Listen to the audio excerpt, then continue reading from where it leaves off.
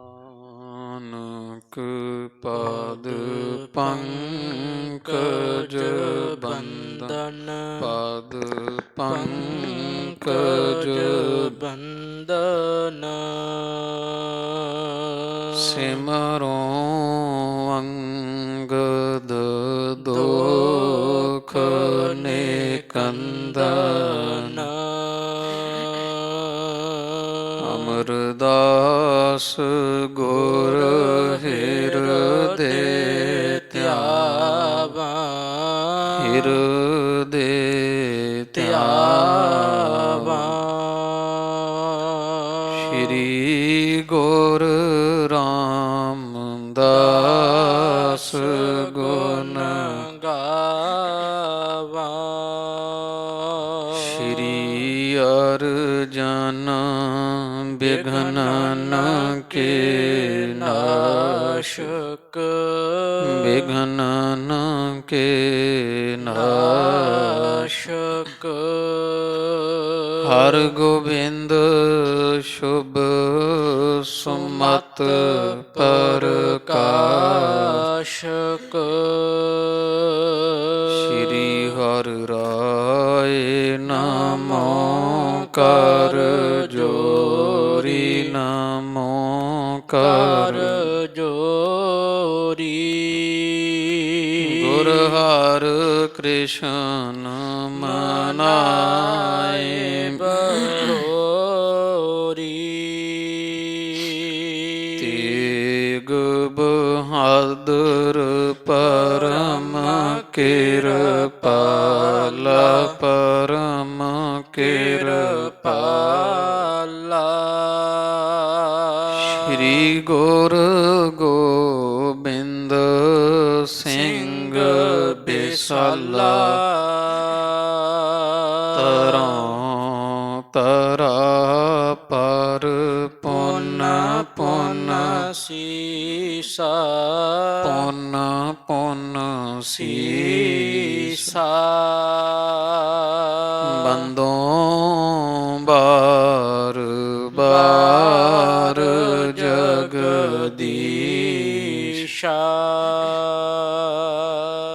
ਜਿਸ ਮਹਿ ਅੰਮ੍ਰਿਤ ਗਿਆਨ ਹੈ ਮਾਣਿਕ ਭਗਤ ਵਿਰਾਗ ਗੁਰੂ ਗ੍ਰੰਥ ਸਾਹਿਬ ਉਦਦ ਬੰਦੋਂ ਕਰ ਅਨੁਰਾਗ ਸ਼੍ਰੀ ਗੁਰ ਸ਼ਬਦ ਕਮਾਏ ਜਿਨ ਜੀਤੇ ਪੰਚ ਵਿਕਾਰ ਤਿਨ ਸੰਤਨ ਕੋ ਬੰਦਨਾ ਸਿਰ ਚਰਨਨ ਪਰ ਤਾਰ ਤਿਨ ਸੰਤਨ ਕੋ ਬੰਦਨਾ ਸਿਰ ਚਰਨਨ ਪਰ ਤਾਰ ਵਾਹਿਗੁਰੂ ਸਾਹਿਬ ਜੀਓ ਸੈਵਈਆ ਛੰਦ ਸਭਿਨ ਬਿਖੈ ਗੰਗਾ ਮ੍ਰਿਦ ਬਚ ਕਹਿ ਦੋਹਰਾ ਬਸਤਰ ਵਿਭੂਖਣ ਦੇਖ ਸ਼ੁਭ ਆਦਰ ਸਾਥ ਬਿਠਾਏ ਇਸਤਰਨ ਕੇ ਸਮੁਦਾਏ ਮੈਂ ਪੁੱਤਰਨ ਬਾਤ ਚਲਾਏ ਵਸਤਰ ਵਿਭੂਖਣ ਦੇਖ ਸ਼ੁਭ ਆਦਰ ਸਾਥ ਬਿਠਾਏ ਇਸਤਰਨ ਕੇ ਸਮੁਦਾਏ ਮੈਂ ਪੁੱਤਰਨ ਬਾਤ ਚਲਾਏ। ਵਾਹਿਗੁਰੂ ਜੀ ਕਾ ਖਾਲਸਾ ਵਾਹਿਗੁਰੂ ਜੀ ਕੀ ਫਤਿਹ। ਹਾਜ਼ਰਾ ਹਜੂਰ ਯਾਰਾ ਜਹੂਰ ਦੀਨਾ ਬੰਧੂ ਭਗਤ ਵਛਲ ਗੁਰੂ ਗਰੀਬ ਨਵਾਜ नेचल चौर छतर तख्त के मालिक, दास पातशाहियों जी के पावन पवित्र स्वरूप, करुणा निदान शब्दा अवतार। धन धन साहिब आदि श्री गुरु ग्रंथ ਸਾਹਿਬ ਜੀ ਮਹਾਰਾਜ ਸੱਚੇ ਸਤਿਗੁਰਾਂ ਦੇ ਸੰਧਿਆ ਸਮੇਂ ਦੇ ਸੱਜ ਰਹੇ ਦੀਵਾਨ ਅੰਦਰ ਖੁੱਲੇ ਦਰਸ਼ਨ ਦੀਦਾਰ ਕਰਨ ਦਾ ਪਵਿੱਤਰ ਸੁਭਾਗ ਪ੍ਰਾਪਤ ਹੋ ਰਿਹਾ ਹੈ। ਗਰੀਬ ਨਵਾਜ ਦੀ ਦਇਆ ਸਦਕਾ ਸੰਧਿਆ ਸਮੇਂ ਦੇ ਦੀਵਾਨ ਅੰਦਰ ਹਾਜ਼ਰੀਆਂ ਭਰਨ ਦਾ ਸੁਭਾਗ ਪ੍ਰਾਪਤ ਹੋ ਰਿਹਾ ਹੈ। ਪਿਛਲੇ ਸਮੇਂ ਤੋਂ ਪਾਵਨ ਦਰ ਘਰ ਦੇ ਅੰਦਰ ਧੰਨ ਧੰਨ ਸਾਹਿਬ ਸ੍ਰੀ ਗੁਰੂ ਅਰਜਨ ਦੇਵ ਜੀ ਮਹਾਰਾਜ ਸੱਚੇ ਪਾਤਸ਼ਾਹ ਜੀਆਂ ਦੇ ਪਾਵਨ ਪਵਿੱਤਰ ਜੀਵਨ ਦੀ ਅੰਮ੍ਰਿਤ ਰੂਪ ਗਾਥਾ ਲੜੀਵਾਰ ਰੂਪ ਅੰਦਰ ਆਪਾਂ ਸ਼ਰਵਣ ਕਰ ਰਹੇ ਹਾਂ। ਗੁਰ ਪ੍ਰਤਾਪ ਸੂਰਜ ਗ੍ਰੰਥ ਜੋ ਕਵੀ ਰਾਜ ਕਵੀ ਸੰਤੋਖ ਸਿੰਘ ਸਾਹਿਬ ਜੀਆਂ ਦੀ ਮਸ਼ੱਕਤ ਦਾ ਸਿਖਰ ਹੈ, ਜਿਸ ਪਾਵਨ ਗ੍ਰੰਥ ਵਿੱਚੋਂ ਆਪਾਂ ਧੰਨ ਗੁਰੂ ਅਰਜਨ ਦੇਵ ਜੀ ਮਹਾਰਾਜ ਦੇ ਪਾਵਨ ਪਵਿੱਤਰ ਜੀਵਨ ਕੌਤਕ ਨਿਤਾ ਪ੍ਰਤੀ ਕਰਮਵਾਰ ਕਰਮ ਪੜ੍ਹ ਸੁਣ ਵਿਚਾਰ ਰਹੇ ਹਾਂ। ਕੱਲ ਦੇ ਦੀਵਾਨ ਅੰਦਰ ਜਥਾ ਪ੍ਰਸੰਗ ਆਪ ਜੀਆਂ ਸਰਵਣ ਕੀਤਾ ਹੈ। ਧੰਨ ਧੰਨ ਸਾਹਿਬ ਸ੍ਰੀ ਗੁਰੂ ਅਰਜਨ ਦੇਵ ਜੀ, ਧੰਨ ਧੰਨ ਮਾਤਾ ਗੰਗਾ ਸਾਹਿਬ ਜੀ, ਤਿੰਨਾਂ ਦੇ ਗ੍ਰਹਿ ਵਿਖੇ ਧੰਨ ਹਰਗੋਬਿੰਦ ਸਾਹਿਬ ਆ ਜਾਣ ਬਾਹੋ ਬੰਦੀ ਛੋੜ ਸਤਿਗੁਰਾਂ ਅਵਤਾਰ ਧਾਰਨਾ ਕੀਤਾ। ਸਾਰਾ ਸੰਸਾਰ ਸਿੱਖ ਜਗਤ ਖੁਸ਼ੀਆਂ ਦੇ ਵਿੱਚ ਗੁਲਤਾਨ ਹੋ ਰਿਹਾ ਹੈ। ਸੁਣ ਸੁਣ ਕੇ ਜਿਨ੍ਹਾਂ ਨੂੰ ਪਤਾ ਚੱਲਦਾ ਹੈ ਵੀ ਸਤਿਗੁਰੂ ਅਰਜਨ ਦੇਵ ਜੀ ਮਹਾਰਾਜ ਦੇ ਘਰ ਸਾਹਿਬਜ਼ਾਦਿਆਂ ਅਵਤਾਰ ਧਾਰਿਆ ਹੈ, ਸਾਰੇ ਸਿੱਖ ਹੀ ਸ਼ਰਵਣ ਕਰ ਕਰਕੇ ਖੁਸ਼ ਹੁੰਦੇ ਹੈ, ਪ੍ਰਸੰਨ ਹੁੰਦੇ ਹੈ। ਜਿੱਥੇ ਸਿੱਖ ਪ੍ਰਸੰਨ ਹੁੰਦੇ ਹੈ ਉੱਥੇ ਖਾਲਸਾ ਜੀ ਗੁਰੂ ਘਰ ਦੇ ਦੋਖੀ ਨਿੰਦਕ ਲੋਕ ਜਿਹੜੇ ਸਤਿਗੁਰਾਂ ਦੇ ਘਰ ਦੀ ਸ਼ੋਭਾ ਪੜ੍ਹ ਸੁਣ ਕੇ ਜਿਨ੍ਹਾਂ ਨੂੰ ਭਾਉਂਦੀ ਨਹੀਂ, ਉਹ ਮਹਾਰਾਜ ਦੇ ਘਰ ਦੀ ਨਿੰਦਾ ਕਰਦੇ, ਬੁਰਾ ਲੋਚਦੇ ਹੈ। ਜਿਸ ਵਿੱਚੋਂ ਬਾਬਾ ਪਿਰਥੀ ਚੰਦ ਵੀ ਇੱਕ ਹੈ ਤਾਂ ਧੰਨ ਗੁਰੂ ਰਾਮਦਾਸ ਮਹਾਰਾਜ ਜੀਆਂ ਦਾ ਵੱਡਾ ਸਾਹਿਬਜ਼ਾਦਾ ਹੈ, ਤਾਂ ਧੰਨ ਗੁਰੂ ਅਰਜਨ ਦੇਵ ਸਾਹਿਬ ਮਹਾਰਾਜ ਸੱਚੇ ਪਾਤਸ਼ਾਹ ਜੀਆਂ ਦੇ ਵੱਡੇ ਭਰਾਤਾ, ਪਰ ਫਿਰ ਵੀ ਹਾਲਤ ਐਸੀ ਵੈ ਧੰਨ ਧੰਨ ਸਾਹਿਬ ਸ੍ਰੀ ਗੁਰੂ ਅਰਜਨ ਦੇਵ ਜੀ ਮਹਾਰਾਜ ਸੱਚੇ ਪਾਤਸ਼ਾਹ ਨੂੰ ਆਪਣੇ ਭਰਾ ਕਰਕੇ ਜਾਣਦੇ ਹੈ। ਜਦੋਂ ਪਤਾ ਲੱਗਿਆ ਵੀ ਗੁਰੂ ਅਰਜਨ ਦੇਵ ਮਹਾਰਾਜ ਦੇ ਘਰ ਪੁੱਤਰ ਪੈਦਾ ਹੋਇਆ, ਸਣ ਕੱਪੜੀ ਅੱਗ ਲੱਗੀ ਔਰ ਪ੍ਰਿਥੀ ਚੰਦ ਤੇ ਬੀਬੀ ਕਰਮੋ ਵਿਉਂਤ ਬਣਾਉਂਦੇ ਆ ਵੀ ਕਿਸੇ ਨਾ ਕਿਸੇ ਤਰ੍ਹਾਂ ਮਾਤਾ ਗੰਗਾ ਜੀ ਦੇ ਪੁੱਤਰ ਹਰਗੋਬਿੰਦ ਸਾਹਿਬ ਨੂੰ ਜਿਉਂਦਾ ਨਾ ਰਹਿਣ ਦਿੱਤਾ ਜਾਵੇ, ਕਿਸੇ ਨਾ ਕਿਸੇ ਤਰੀਕੇ ਉਹਨੂੰ ਮਾਰਿਆ ਜਾਵੇ। ਇਸ ਵਾਸਤੇ ਬੀਬੀ ਕਰਮੋ ਨੇ ਆਪਣੇ ਘਰ ਦਾਸੀ ਨੂੰ ਸੱਦ ਕੇ ਪ੍ਰੇਰਨਾ ਕੀਤਾ ਵੀ ਸਾਨੂੰ ਸੁੱਖ ਤਾਂ ਹੈ ਜੇ ਮਾਤਾ ਗੰਗਾ ਦਾ ਪੁੱਤਰ ਜਿਉਂਦਾ ਨਾ ਰਹੇ ਤਾਂ ਅਸੀਂ ਬਚਦੇ ਹਾਂ। ਸਾਡੀਆਂ ਸਾਰੀਆਂ ਆਸਾਂ 'ਤੇ ਪਾਣੀ ਫਿਰ ਗਿਆ। ਆਸ ਸੀ ਸਾਡੀ ਕਿ ਸਾਡਾ ਪੁੱਤਰ ਮਿਹਰਬਾਨ ਗੁਰਿਆਈ ਪ੍ਰਾਪਤ ਕਰੇਗਾ ਅਰਜਨ ਦੇਵ ਤੋਂ ਬਾਅਦ, ਪਰ ਇਹ ਜੋ ਮਾਤਾ ਗੰਗਾ ਜੀ ਦੇ ਘਰ ਪੁੱਤਰ ਪੈਦਾ ਹੋਣਾ, ਇਹ ਸਾਡੀਆਂ ਆਸਾਂ ਦਾ ਨਾਸ਼ ਹੈ। ਸਾਨੂੰ ਸੁੱਖ ਫੇਰ ਹੈ ਜੇ ਕੋਈ ਉੱਥੇ ਘਰ ਵਿੱਚ ਜਾ ਕੇ ਵਡਾਲੀ ਤੇ ਹਰਗੋਬਿੰਦ ਸਾਹਿਬ ਨੂੰ ਮਾਰ ਨਾ ਕਰੇ।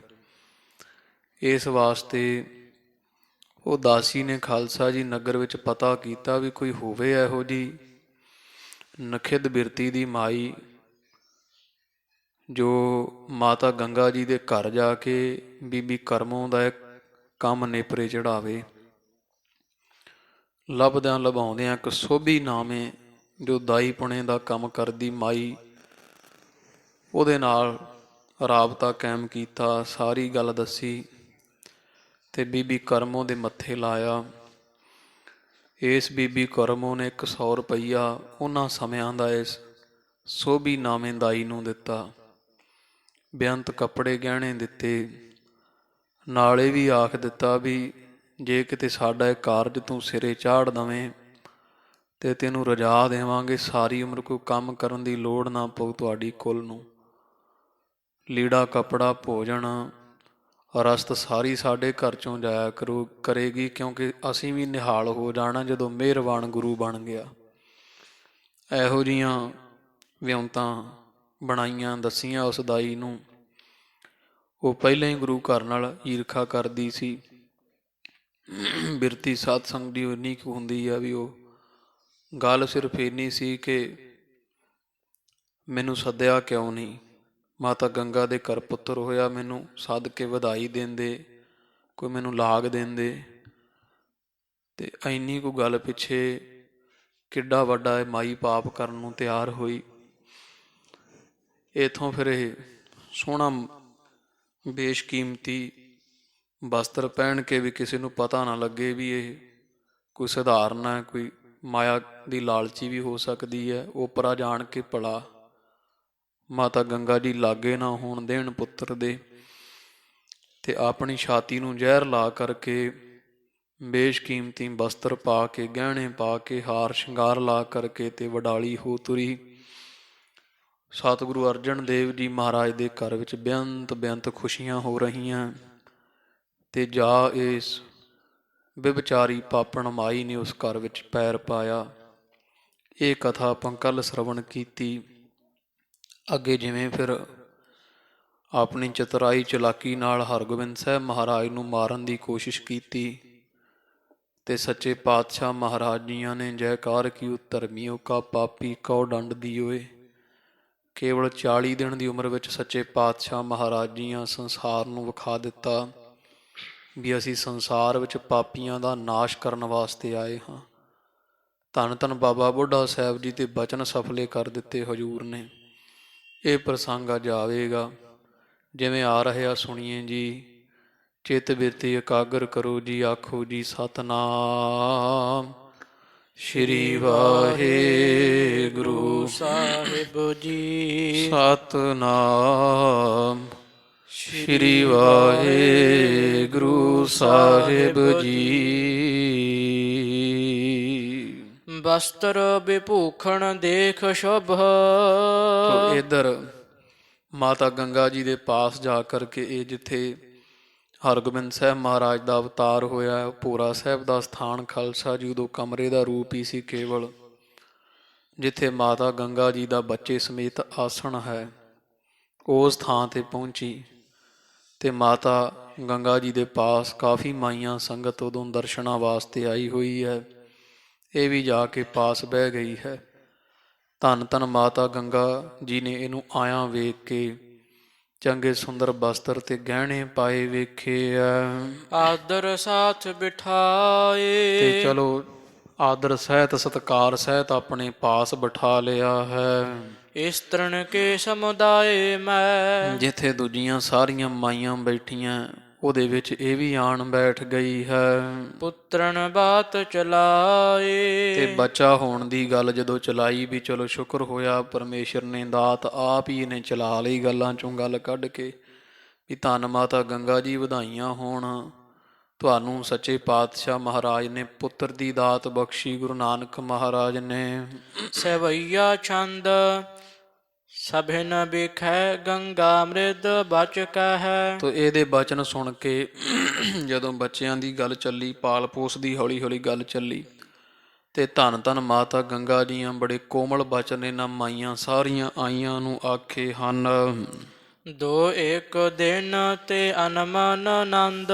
ਤੇ ਕਹਿੰਦੇ ਆ ਮਾਤਾ ਗੰਗਾ ਜੀ ਕਿ ਗੱਲ ਇਸ ਤਰ੍ਹਾਂ ਹੈ ਕਿ ਇਹ ਸਖੀਓ ਵੀ 2-4 ਦਿਨਾਂ ਤੋਂ ਨਾ ਸਾਡੇ ਬਾਲਕ ਜਿਹੜੇ ਹਰਗੋਬਿੰਦ ਸਾਹਿਬ ਹਨ, ਅਸਤਨ ਲੇਤ ਨਾ ਰੁਚਕਾਰ ਮੁਖ ਮਹਿ। ਤੇ ਇਹ ਅਣਬਣੀ ਜੀ ਹੋ ਰਹੀ 2 ਕੁ ਦਿਨਾਂ ਤੋਂ, 2-4 ਦਿਨਾਂ ਤੋਂ ਨਾ ਸ਼ਾਇਦ ਸਰੀਰ ਨਾ ਕੋਈ ਢਿੱਲਾ ਮੱਠਾ ਨਾ ਦਾ ਹੋਵੇ, ਵੀ ਅਣਬਣੀ ਜੀ ਹੋ ਰਹੀ ਹੈ, ਵੀ ਚੱਜ ਨਾਲ ਸਾਡਾ ਦੁੱਧ ਨਹੀਂ ਪੀਂਦੇ ਹਨ। ਕੋ ਦੁਖ ਸੁਧ ਨਹਿ ਮੋਹਿ ਬਿਲੰਦ। ਤੇ ਮੇਰੇ ਲਾੜਲੇ ਪੁੱਤਰ ਨੂੰ ਹੁਣ ਖਰੇ ਕੀ ਦੁੱਖ ਹੈ ਜਿਸ ਕਰਕੇ ਦੁੱਧ ਛੱਡਿਆ ਹੋਇਆ 3-4 ਦਿਨਾਂ ਤੋਂ, ਉੱਕਾ ਹੀ ਦੁੱਧ ਨੂੰ ਮੂੰਹ ਨਹੀਂ ਲਾਉਂਦਾ। ਤੇ ਇਸ ਗੱਲ ਦਾ ਹੁਣ ਕੋਈ ਗਿਆਨ ਮੈਨੂੰ ਹੈ ਨਹੀਂ ਵੀ ਇਹਨੂੰ ਕੀ ਦੁੱਖ ਹੋ ਰਿਹਾ ਹੈ। ਜਿਤਿਕ ਬ੍ਰਿਧ ਉਪਚਾਰਨ ਭਾਖਤ। ਤੇ ਜਿੰਨੇ ਕੁ ਮੈਨੂੰ ਪੁਰਾਣੀਆਂ ਬਜ਼ੁਰਗ ਮਾਈਆਂ ਨੇ ਕੋ ਇਲਾਜ ਦੱਸੇ ਸੀ ਬੱਚੇ ਦੀ ਸਿਹਤਯਾਬੀ ਵਾਸਤੇ, ਗੁਰਤੀ ਆਦ ਦੇਹ ਸੁਖ ਕੰਦ। ਵੀ ਕੋਈ ਕਹਿੰਦਾ ਸੀ ਗੁੜਤੀ ਬਣਾ ਕੇ ਜਾਂ ਗੁੜ ਦੀ, ਤੇ ਜਾਂ ਕੋਈ ਹੋਰ ਜਿਹੜੇ ਵੀ ਕੋ ਉਪਚਾਰ ਦੱਸੇ ਸੀ ਮਾਈਆਂ ਬਜ਼ੁਰਗਾਂ ਨੇ, ਉਹ ਮੈਂ ਸਾਰੇ ਕਰ ਕਰਕੇ ਵੇਖੇ ਹਨ। ਘਾਤ ਪਾਏ ਕਰ ਦੁਸ਼ਟਾ ਬੋਲੀ। ਤੇ ਪਰ ਕੋਈ ਫਰਕ ਨਹੀਂ ਪੈਂਦਾ ਦਿਸਦਾ। 4 ਦਿਨ ਹੋ ਚਲੇ 3 ਵੀ ਇਹਨਾਂ ਬਾਲਕ ਨੇ ਦੁੱਧ ਨਹੀਂ ਛਕਿਆ। ਇਹਨੂੰ ਮੌਕਾ ਮਿਲ ਗਿਆ ਇਹ ਸੋਭੀ ਨਾਵੇਂ ਦਾਈ ਨੂੰ, ਤੇ ਸਮਾਂ ਜਾ ਪਾ ਕੇ ਫਿਰ ਇਹ ਵਿੱਚ ਬੋਲ ਪਈ ਹੈ। ਕ੍ਰਿਸ਼ਨ ਪੂਤਨਾ ਕੇਰ ਮਨਿੰਦ। ਉਹ ਕਵੀ ਜੀ ਕਹਿੰਦੇ ਐ ਆ ਵੀ ਜਿਵੇਂ ਉਹ ਜਿਹੜੇ ਹੈ ਦੁਆਪਰ ਯੁੱਗ ਦੇ ਵਿੱਚ, ਵਾਹਿਗੁਰੂ ਤ੍ਰੇਤੇ ਯੁੱਗ ਦੇ ਵਿੱਚ ਜਿਹੜੀ ਉਹ ਪੂਤਨਾ ਆਈ ਸੀ ਨਾ ਕ੍ਰਿਸ਼ਨ ਦੇ ਪਾਸ, ਤੋ ਇਉਂ ਮਾਨੋ ਵੀ ਉਹ ਕ੍ਰਿਸ਼ਨ ਭਗਵਾਨ ਨੂੰ ਮਾਰਨ ਵਾਸਤੇ ਜਿਹੜੀ ਪੂਤਨਾ ਆਈ ਉਹਦੇ ਤੁਲ ਆਈ ਹੋਈ ਹੋਵੇ ਮਹਾਰਾਜ ਨੂੰ ਮਾਰਨ ਵਾਸਤੇ। ਮੋਹੇ ਬਿਖੈ ਗੁਣ ਦਿਓ ਪ੍ਰਭੂ ਨੇ। ਤੇ ਬੋਲ ਕੇ ਕਹਿੰਦੀ ਅਖੇ ਗੱਲ ਇਸ ਤਰ੍ਹਾਂ ਹੈ, ਹੇ ਮਾਤਾ ਗੰਗਾ ਜੀ, ਵੀ ਉਸ ਤਰ੍ਹਾਂ ਗੱਲ ਇਹ ਹੈ ਵੀ ਮੇਰੇ ਵਿੱਚ ਮਹਾਰਾਜ ਪਰਮੇਸ਼ਰ ਨੇ, ਉਸ ਦਾਤੇ ਨੇ ਇੱਕ ਬੜਾ ਗੁਣ ਦਿੱਤਾ ਹੈ। ਬਹਾ ਬਾਲਕ ਤੇ ਮੈਂ ਪਤੀ ਆਏ। ਤੇ ਇਹ ਗੁਣ ਵਾਕਈ ਸਫਲ ਆ ਮੇਰੇ ਵਿੱਚ, ਮੈਂ ਬੜਿਆਂ ਬਾਲਕਾਂ ਤੇ ਇਹ ਗੁਣ ਪਰਖ ਕੇ ਵੇਖਿਆ ਹੋਇਆ ਹੈ। ਪਾਨ ਕਰਹਿ ਜੋ ਅਸਤਨ ਮੇਰੇ। ਵੀ ਪਰਮੇਸ਼ਰ ਨੇ ਮੈਨੂੰ ਇਹ ਦਾਤ ਦਿੱਤੀ ਹੈ ਵੀ ਜਿਹੜਾ ਵੀ ਮੇਰੇ ਸਰੀਰ ਦਾ ਦੁੱਧ ਪੀਂਦਾ ਹੈ ਬਾਲਕ, ਤਿਸ ਸੇਸ ਕੇ ਦੁਖ ਨਿਕਟ ਨਾ ਆਏ। ਤੇ ਉਹਦੇ ਰੋਗ ਦੂਰ ਹੋ ਜਾਂਦੇ ਆ ਬਾਲਕ ਦੇ। ਝੂਠ ਬੋਲਦੀ ਹੈ ਨਾ, ਕਿਉਂਕਿ ਜਾਣ ਗਈ ਹੈ ਵੀ ਹੁਣ ਬਾਲਕ ਦੁੱਧ ਨਹੀਂ ਪੀ ਰਿਹਾ। ਹਰਗੋਬਿੰਦ ਸਾਹਿਬ ਮਹਾਰਾਜ ਤੇ ਦੇ ਨਾਸ਼ ਵਾਸਤੇ ਦੁੱਧ ਛੱਡੀ ਬੈਠੇ ਆ, ਤੇ ਕਹਿੰਦੀ ਮੈਨੂੰ ਇਹ ਪਰਮੇਸ਼ਰ ਨੇ ਮਾਨੋ ਵੀ ਇੱਕ ਦਾਤ ਹੀ ਦਿੱਤੀ ਹੋਵੇ ਵੀ ਮੇਰਾ ਦੁੱਧ ਪੀਣ ਵਾਲੇ ਨੂੰ ਕੋਈ ਰੋਗ ਨਹੀਂ ਲੱਗਦਾ, ਤੇ ਜੇ ਲੱਗਿਆ ਹੋਵੇ ਤੇ ਰੋਗ ਨਾਸ਼ ਹੋ ਜਾਂਦਾ, ਲੰਮੀ ਉਮਰਾ ਹੁੰਦੀ ਹੈ। ਹਰ ਹੈ ਔਰ ਕੋ ਤਤ ਛਿਨ ਸ਼ੁੱਧਤਾ ਹੈ। ਤੇ ਬੜਿਆਂ ਬੱਚਿਆਂ ਤੇ ਮੈਂ ਪਰਖ ਕੇ ਵੇਖਿਆ ਹੋਇਆ ਗੁਣ, ਮੈਂ ਘਰਾਂ ਘਰਾਂ ਵਿੱਚ ਜਾ ਕੇ, ਤੇ ਜੇ ਕੋਈ ਅਣਪਚੀ ਬਾਲਕ ਨੂੰ ਹੋਵੇ ਤੇ ਉਹ ਮੇਰਾ ਦੁੱਧ ਪੀ ਲਵੇ ਉਹ ਵੀ ਦੂਰ ਹੋ ਜਾਂਦੀ ਹੈ, ਤੇ ਅਗਾਂਹ ਭੁੱਖ ਲੱਗਣ ਲੱਗ ਜਾਂਦੀ ਹੈ। ਆਰ ਬਲਾਸੋ ਅਧਿਕ ਬਿਰਧਾਏ। ਤੇ ਲੰਮੀ ਉਮਰਾਂ ਵਾਲੇ ਉਹ ਬਾਲਕ ਹੁੰਦੇ ਹਨ। ਰਹਿ ਨਿਰੋਵਾ ਸੁਖ ਸੋ ਬੈ ਮਹਿ। ਤੇ ਨਰੋਆ ਹੋ ਜਾਂਦਾ ਬਾਲਕ, ਸਰੀਰ ਨੂੰ ਕੋਈ ਰੋਗ ਨਹੀਂ ਰਹਿੰਦਾ, ਤੇ ਸੁਖ ਮਾਣਦਾ ਹੈ ਬਾਲਕ, ਹੱਸਣ ਖੇਡਣ ਲੱਗ ਜਾਂਦਾ ਹੈ। ਨਹਿ ਔਸ਼ਧ ਕੀ ਚਾਹੇ ਰਹਾਏ। ਤੇ ਔਸ਼ਧੀ ਦੀ ਕੋਈ ਇੱਛਾ ਹੀ ਨਹੀਂ ਰਹਿੰਦੀ ਬਾਅਦ ਵਿੱਚ, ਵੀ ਕੋਈ ਹੋਰ ਦਵਾਈ ਦਾਰੂ ਦੇਣ ਦੀ ਲੋੜ ਨਹੀਂ ਪੈਂਦੀ, ਬਾਲਕ ਬਿਲਕੁਲ ਦਰੁਸਤ ਹੋ ਜਾਂਦਾ ਹੈ। ਰਾਮਦਾਸ ਪੁਰ ਬਾਸ ਕੀਨ ਮੈਂ। ਤੇ ਉਹ ਪੁੱਛਦੇ ਮਾਈਆਂ ਦੂਜੀਆਂ ਵੀ ਆਪ ਰਹਿੰਦੇ ਕਿੱਥੇ, ਉਹ ਕਹਿੰਦੇ ਮੈਂ ਰਮਦਾਸਪੁਰ ਵਿੱਚ ਗੁਰੂ ਅਰਜਨ ਦੇਵ ਮਹਾਰਾਜ ਦੇ ਵਸਾਏ ਨਗਰ ਦੇ ਵਿੱਚ ਵਾਸਾ ਅੰਮ੍ਰਿਤਸਰ ਦੀ ਰਹਿਣ ਵਾਲੀ ਹਾਂ। ਜਬ ਕੇ ਤੁਮ ਆਏ ਇਸ ਥਾਏ। ਤੇ ਹੇ ਮਾਤਾ ਗੰਗਾ, ਉਸ ਤਰ੍ਹਾਂ ਆਪ ਮੈਨੂੰ ਜਾਣਦੇ ਨਹੀਂ, ਕਿਉਂਕਿ ਜਦੋਂ ਦੇ ਤੁਸੀਂ ਪਿਛਲੇ 11-12 ਮਹੀਨਿਆਂ ਤੋਂ ਵਡਾਲੀ ਆ ਗਏ ਹੋ। ਮਾਮ ਗੁਣ ਸੁਨ ਕੈ ਪ੍ਰੀਥੀਏ ਆਨੀ। ਤੇ ਪਹਿਲਾਂ ਮੈਂ ਕਿਤੇ ਹੋਰ ਰਹਿੰਦੀ ਸੀ, ਅੰਮ੍ਰਿਤਸਰ ਨਹੀਂ ਸੀ ਰਹਿੰਦੀ ਤੁਹਾਡੇ ਉੱਥੇ ਹੁੰਦਿਆਂ, ਤੇ ਜਦੋਂ ਤੁਸੀਂ ਇੱਥੇ ਆ ਗਏ ਸੀ ਤੇ ਪਿੱਛੋਂ ਮੇਰੇ ਇਹ ਗੁਣ ਜਿਹੜਾ ਸੀ ਨਾ ਮੇਰਾ, ਵੀ ਮੇਰੇ ਦੁੱਧ ਪੀਣ ਵਾਲਾ ਬੱਚਾ ਜਿਹੜਾ ਉਹ ਬਿਮਾਰ ਹੋਵੇ ਤੇ ਠੀਕ ਹੋ ਜਾਂਦਾ, ਰੋਗ ਦੂਰ ਹੋ ਜਾਂਦੇ, ਮੇਰਾ ਗੁਣ ਕਿਸੇ ਨੇ ਪ੍ਰਿਥੀ ਚੰਦ ਨੂੰ ਦੱਸ ਦਿੱਤਾ। ਤੇ ਹੁਣ ਛਲ ਕਰਕੇ ਦੱਸਦੀ ਹੈ ਨਾ, ਤੇ ਉਹ ਜਿਹੜਾ ਪ੍ਰਿਥੀ ਚੰਦ ਹੈ ਨਾ ਜੇਠ ਤੁਹਾਡਾ, ਉਹਨੇ ਸੁਣ ਕੇ ਤੇ ਮੈਨੂੰ ਅੰਮ੍ਰਿਤਸਰ ਸਾਹਿਬ ਦੇ ਵਿੱਚ ਸੱਦ ਲਿਆ ਸੀ, ਬੁਲਾ ਲੈਣਾ ਕੀਤਾ ਸੀ। ਸੋਤਵੰਤੀ ਤੀय ਸਭ ਟਿਗ ਤੇ ਆਏ। ਜਿਹੜੀਆਂ ਪੁੱਤਰਾਂ ਵਾਲੀਆਂ ਸੀ ਨਾ, ਨਵ ਜੰਮੇ ਬੱਚੇ ਸੀ ਅੰਮ੍ਰਿਤਸਰ ਸਾਹਿਬ ਦੇ, ਜਿੰਨੀਆਂ ਦੇ ਘਰ ਵਿੱਚ ਦੁੱਧ ਪੀਂਦੇ, ਉਹ ਸਾਰੇ ਮੇਰੇ ਪਾਸ ਅੰਮ੍ਰਿਤਸਰ ਸਾਹਿਬ ਆਉਂਦੇ ਰਹਿੰਦੇ ਆ। ਇਕ ਦੋਏ ਦਿਨ ਅਸਤਨ ਦੇ ਮੇਰੋ। ਤੇ 2 ਕੁ ਦਿਨ ਜਦੋਂ ਬੱਚਾ ਕੋਈ ਢਿੱਲਾ ਹੁੰਦਾ ਤੇ ਮੇਰਾ ਦੁੱਧ ਪਿਆ ਦਿੰਦੇ ਹਨ। ਰੋਜ ਗਵਾਏ ਗਮਨੀ ਸਮੁਦਾਏ। ਤੇ ਇਸ ਤਰ੍ਹਾਂ ਅੰਮ੍ਰਿਤਸਰ ਸਾਹਿਬ ਦੀਆਂ ਬੜੀਆਂ ਮਾਈਆਂ ਆਪਦੇ ਬੱਚੇ ਨੂੰ ਮੇਰਾ ਦੁੱਧ ਪਿਆ ਕੇ ਤੇ ਸਾਰੇ ਰੋਗ ਗਵਾ ਲੈਂਦੀਆਂ, ਫਿਰ ਮੁੜ ਜਾਂਦੀਆਂ ਹਨ। ਭਾਗਵਾਨ ਕੇ ਮੈਂ ਚੱਲ ਜਾਵਾਂ। ਤੇ ਫਿਰ ਮੈਂ ਮਾਇਆ ਦਾ ਫਿਰ ਚਲੋ ਗੁਜ਼ਾਰੇ ਵਾਸਤੇ ਜਿਵੇਂ ਹੁੰਦਾ ਹੈ, ਤੇ ਫਿਰ ਜਿਹੜੇ ਭਾਗਵਾਨ ਸਨ ਨਾ, ਜਿਹੜੇ ਭਾਵ ਧਨ ਧੁਨ ਵਾਲੇ ਆ, ਜਿਨ੍ਹਾਂ ਘਰ ਕੋਈ ਕਾਫੀ ਮਾਇਆ ਰੌਣਕ ਮੇਲੇ ਪੁੱਤਰ ਜੰਮਦੇ ਆ, ਫਿਰ ਉਹਨਾਂ ਦੇ ਘਰ ਮੈਂ ਚਲੀ ਜਾਂਦੀ ਹਾਂ। ਨਿਰਭਾਗਨ ਕੇ ਕੋ ਚੱਲ ਤੇ ਜਾਏ। ਜਿਨ੍ਹਾਂ ਦੇ ਘਰ ਚਲੋ ਪੁੱਤਰ ਅਜੇ ਨਹੀਂ ਹੋਇਆ, ਜਾਂ ਮਾਇਆ ਹੈ ਨਹੀਂ, ਜਾਂ ਵਿਸ਼ੇਸ਼ ਜਾਣੋ ਵੀ ਪੁੱਤਰ ਨਹੀਂ ਹੈ, ਤੇ ਉਹਨਾਂ ਘਰੇ ਤਾਂ ਮਾਈ ਮੈਂ ਕੀ ਲੈਣ ਜਾਣਾ, ਵੀ ਜਿੱਥੇ ਪੁੱਤਰ ਜੰਮਦੇ ਆ ਫਿਰ ਉਹਨਾਂ ਦੇ ਘਰੇ ਚਲੀ ਜਾਂਦੀ ਹਾਂ। ਅਧਿਕ ਚਾਹੇ ਕਰ ਤੁਮਰੇ ਆਈ। ਮੇਰਾ ਕਾਰੋਬਾਰ ਹੀ ਜਾਂ ਕੰਮ ਹੀ ਇਹ ਹੈ ਵੀ ਚਲੋ ਅਗਲੇ ਦਾ ਵੀ ਭਲਾ, ਮੈਨੂੰ ਕੁਝ ਮਾਇਆ ਮਿਲ ਜਾਂਦੀ ਹੈ। ਤੇ ਆਖਿਆ, ਇਹ ਮਾਤਾ ਗੰਗਾ, ਤੁਹਾਡੇ ਘਰ ਸਾਹਿਬਜ਼ਾਦੇ ਨੇ ਅਵਤਾਰ ਧਾਰਿਆ, ਤੇ ਮੈਂ ਬੜੀ ਇੱਛਾ ਰੱਖ ਕੇ ਨਾ, ਚਾਹਨਾ ਕਰਕੇ ਅੱਜ ਤੁਹਾਡੇ ਘਰ ਆਈ ਹਾਂ। ਪੂਰੀ ਤੁਹਾਰੀ ਬਸੀ ਜੋ ਆਨ। ਤੇ ਮੈਂ ਉਧਰ ਤੁਹਾਡੀ ਜਿਹੜੀ ਵਸਾਈ ਹੋਈ ਪੁਰੀ ਹੈ ਨਾ, ਉਹ ਅੰਮ੍ਰਿਤਸਰ ਸਾਹਿਬ, ਉੱਥੋਂ ਦੀ ਰਹਿਣ ਵਾਲੀ ਹਾਂ। ਤੇ ਉੱਥੋਂ ਬੜੇ ਚਾਅ ਦੇ ਨਾਲ ਮੈਨੂੰ ਪਤਾ ਲੱਗਿਆ ਵੀ ਤੁਹਾਡੇ ਘਰ ਸਾਹਿਬਜ਼ਾਦੇ ਨੇ ਅਵਤਾਰ ਧਾਰਿਆ ਹੈ, ਤੇ ਇੱਥੇ ਤੁਹਾਡੇ ਘਰ ਵਡਾਲੀ ਆ ਗਈ ਹਾਂ। ਪਰਮੇਸ਼ਰ ਤੇ ਮੈਂ ਨਿਤ ਜਾਚਾਂ। ਤੇ ਇਹ ਮਾਤਾ ਗੰਗਾ ਜੀ, ਸੱਚ ਜਾਣੋ ਵੀ ਮੈਂ ਤਾਂ ਪਰਮੇਸ਼ਰ ਤੋਂ, ਅਕਾਲ ਪੁਰਖ ਤੋਂ ਸਦਾ ਹੀ ਇਹ ਗੱਲ ਮੰਗਦੀ ਰਹਿੰਦੀ ਹਾਂ। ਸੁਤਵੰਤੀ ਹੋਏ ਤ੍ਰਿਆ ਮਹਾਨ। ਵੀ ਹੇ ਪਰਮੇਸ਼ਰ, ਸਾਰਿਆਂ ਨੂੰ ਪੁੱਤਰ ਦਵੇਂ, ਸਾਰੀਆਂ ਪੁੱਤਰਾਂ ਵਾਲੀਆਂ ਹੋਵਣ ਇਸਤਰੀਆਂ। ਇਸ ਬਿਦ ਕਰ ਗੁਜਰਾਨ ਕਰਾਂ ਸਾਧ। ਤੇ ਇੰਨੇ ਨਾਲ ਫਿਰ ਮੈਂ ਵੀ ਉਹਨਾਂ ਦੇ ਘਰ ਜਾ ਕੇ ਬਾਲਕ ਨੂੰ ਦੁੱਧ ਆਪਦਾ ਪਿਆ ਕੇ ਕੁਝ ਮਾਇਆ ਲੈ ਲੈਨੀ, ਤੇ ਮੇਰਾ ਗੁਜ਼ਾਰਾ ਹੋਵੇ। ਵੀ ਮੈਂ ਤਾਂ ਸਦਾ ਹੀ ਇਹ ਸੁੱਖ ਮੰਗਦੀ, ਮਹਾਰਾਜ ਸਾਰਿਆਂ ਨੂੰ ਪੁੱਤਰਾਂ ਦੀ ਦਾਤ ਬਖਸ਼ੇ ਤੂੰ। ਦਰਬੋ ਸਹਿਤ ਪਾਵਾਂ ਸਨਮਾਨ। ਤੇ ਨਾਲੇ ਮੇਰਾ ਸਾਰੇ ਸਤਿਕਾਰ ਕਰਦੇ ਘਰ ਆਈ ਦਾ, ਤੇ ਨਾਲੇ ਮੈਨੂੰ ਖੁੱਲੀ ਮਾਇਆ ਦੇ ਦਿੰਦੇ ਹਨ। ਜੀਵਨ ਜੋਗ ਪੁੱਤਰ ਇਹੋ ਤੇਰੋ। ਬਾਕੀ ਹੈ ਮਾਤਾ ਗੰਗਾ, ਤੁਹਾਡਾ ਜਿਹੜਾ ਪੁੱਤਰ ਹੈ ਨਾ, ਤਾਂ ਲੰਮੀ ਉਮਰਾਂ ਵਾਲਾ, ਜਿਉਣ ਜੋਗਰਾ ਹੈ।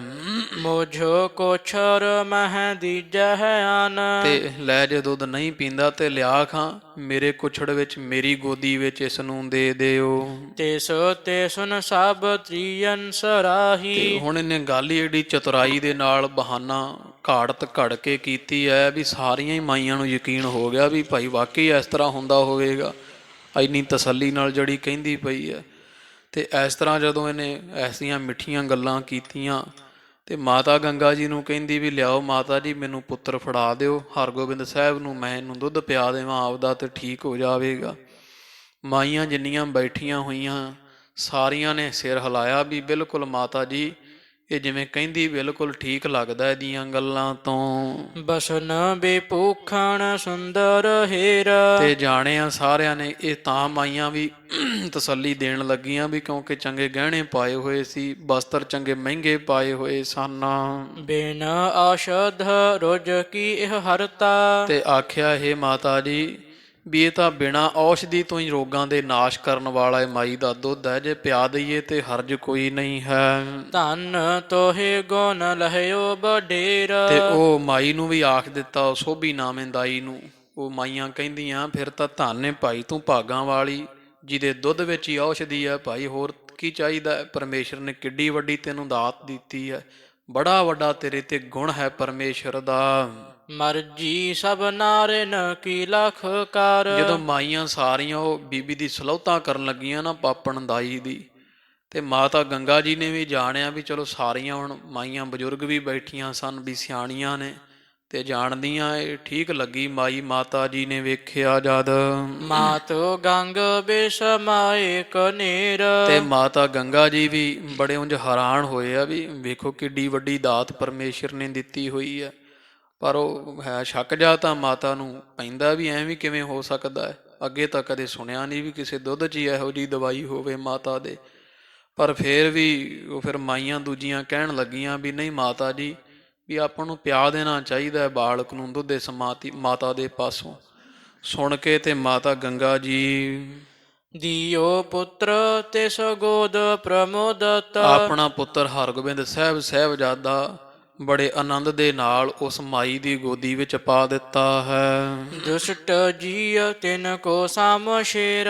ਤੋ ਕਹਿੰਦੇ ਆ ਇਧਰ ਹਰਗੋਬਿੰਦ ਸਾਹਿਬ ਮਹਾਰਾਜ ਜਿਹੜੇ ਹੈ ਉਹ ਦੁਸ਼ਟਾਂ ਜੀਵਾਂ ਨੂੰ ਨਾਸ਼ ਕਰਨ ਵਾਸਤੇ ਇਸ ਤਰ੍ਹਾਂ ਜਿਵੇਂ ਹਰਨਾਂ ਨੂੰ ਸ਼ੇਰ ਨਾਸ਼ ਕਰਦਾ ਹੈ, ਦੁਸ਼ਟਾਂ ਵਾਸਤੇ ਸ਼ੇਰ ਵਰਗੇ ਹਨ।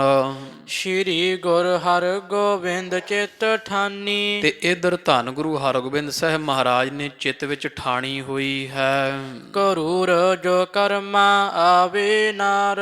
ਹਾਂ, ਜਿਹੜੇ ਕਰੂਰ ਭਾਵ ਖੋਟੇ ਕਰਮਾਂ ਵਾਲੀ ਹੈ ਨਾ, ਪਾਪਣ ਸੋਭੀ ਦਾਈ, ਇਹ ਕਿਸੇ ਨਾ ਕਿਸੇ ਬਹਾਨੇ ਇੱਥੇ ਆਵੇ। ਮਹਾਰਾਜ ਨੇ 3-4 ਦਿਨਾਂ ਤੋਂ ਇਹ ਠਾਣੀ ਹੋਈ ਸੀ ਮਨ ਵਿੱਚ। ਦਿਨ ਚਾਰਿਕ ਤੇ ਅਨਮਨ ਹੋਏ। ਤੇ ਇਹਨੂੰ ਦੰਡ ਦੇਣ ਵਾਸਤੇ ਨਾ ਹਰਗੋਬਿੰਦ ਸਾਹਿਬ ਮਹਾਰਾਜ ਤੋਂ ਕੀ ਲੁਕਿਆ, ਚਾਹੇ 40 ਦਿਨ ਦੀ ਉਮਰ ਹੈ। ਤੋ ਗਰੀਬ ਨਵਾਜ ਨੇ ਨਾ ਆਪ ਹੀ 4 ਦਿਨ ਪਹਿਲਾਂ ਦੁੱਧ ਛੱਡਿਆ ਹੋਇਆ ਹੈ ਤੇ ਜਾਣ ਕੇ ਖਰਾਬ ਕਰਦੇ, ਰੋਂਦੇ ਰਹਿੰਦੇ, ਜਣਾਉਂਦੇ ਆ ਵੀ ਸਾਨੂੰ ਜਿਵੇਂ ਦੁੱਖ ਹੁੰਦਾ ਹੈ।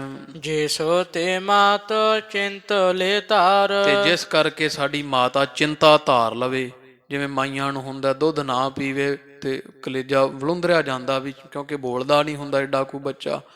ਤੇ ਹਰਗੋਬਿੰਦ ਸਾਹਿਬ ਨੇ ਜਾਣ ਕੇ ਦੁੱਧ ਛੱਡ ਦਿੱਤਾ ਵੀ ਆਪੇ ਸਾਡੀ ਮਾਤਾ ਨੂੰ ਦੁੱਖ ਹੋਵੇਗਾ, ਚਿੰਤਾ ਵਿੱਚ ਪਵੇਗੀ। ਤਾਏ ਉਹ ਛੰਗ ਦੇਹੇਗੀ ਰੁਚਕਾਰ। ਤੇ ਉਹ ਮਹਾਰਾਜ ਨੂੰ ਪਤਾ ਹੀ ਹੈ ਵੀ ਉਹਨੇ ਦਾਈ ਨੇ ਆਉਣਾ ਹੀ ਆਉਣਾ ਇੱਥੇ, ਪਹਿਲਾਂ ਹੀ ਪਤਾ ਸੀ ਹਰਗੋਬਿੰਦ ਸਾਹਿਬ ਮਹਾਰਾਜ ਨੂੰ।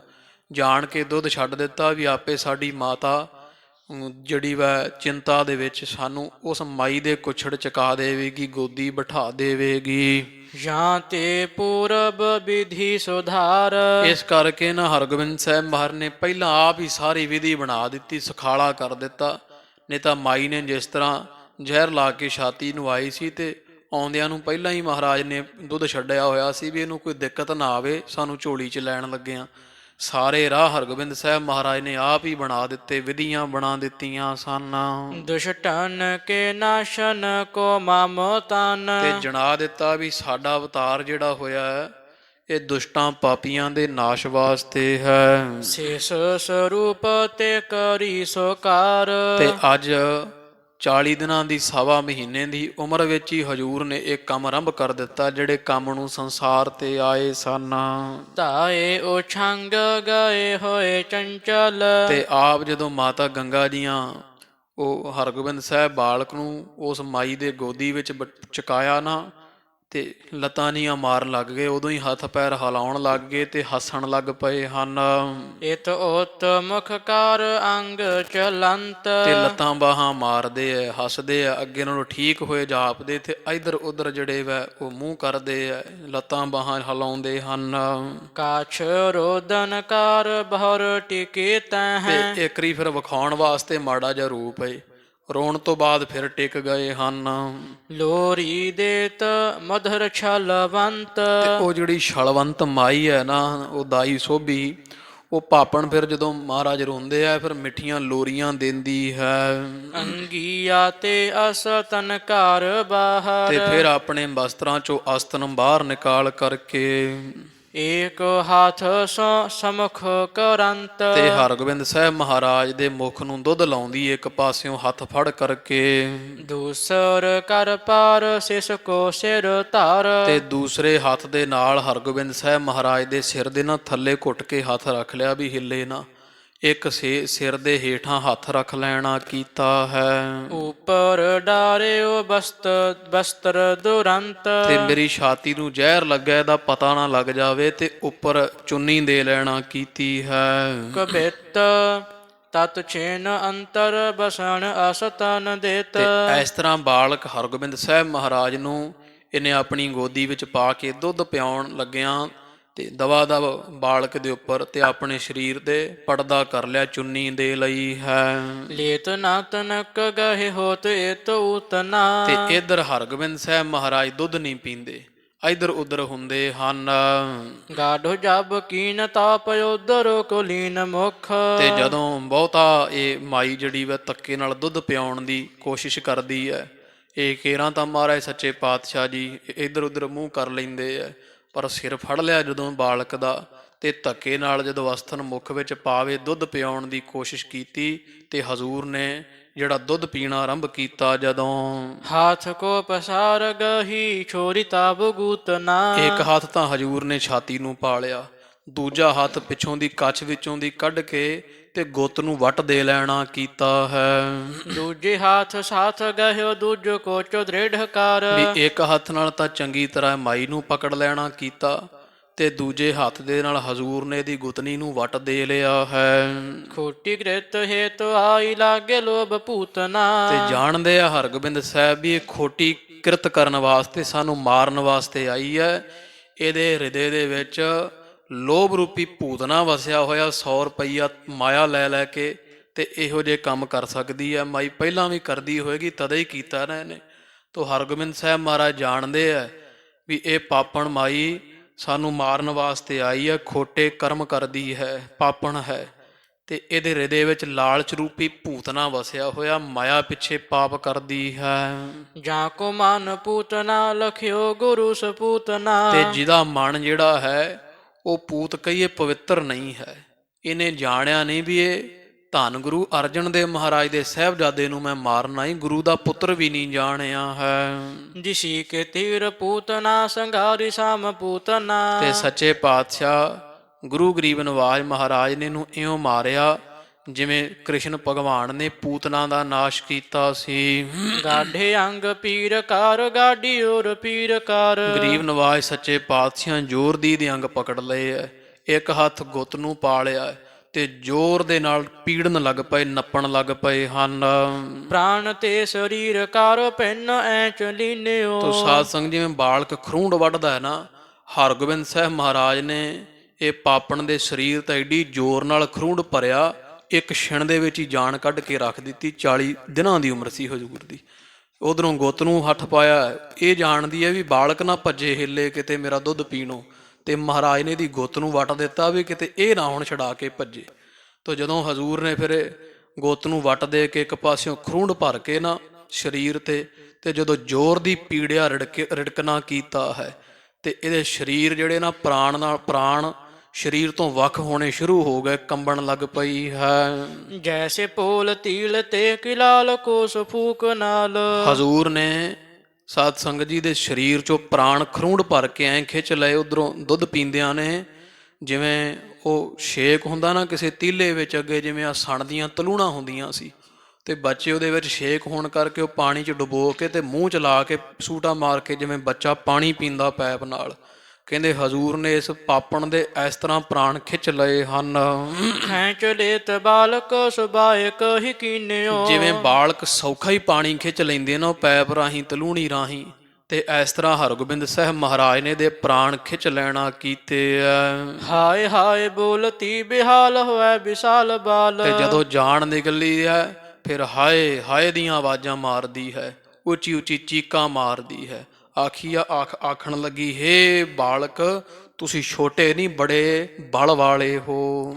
ਛੋਰੋ ਆਬ ਮੋਹਿ ਕੋ ਪ੍ਰਤਾਪ ਚਿਤ ਚੀਨਿਓ। ਹੇ ਮਾਤਾ ਗੰਗਾ ਦੇ ਪੁੱਤਰ ਮੈਨੂੰ ਛੱਡ ਦੇ, ਮੈਂ ਜਾਣ ਲਿਆ ਤੂੰ ਕੋਈ ਸਧਾਰਨ ਪੁਰਖ ਨਹੀਂ, ਪਰਮੇਸ਼ਰ ਸਰੂਪ ਹੈ।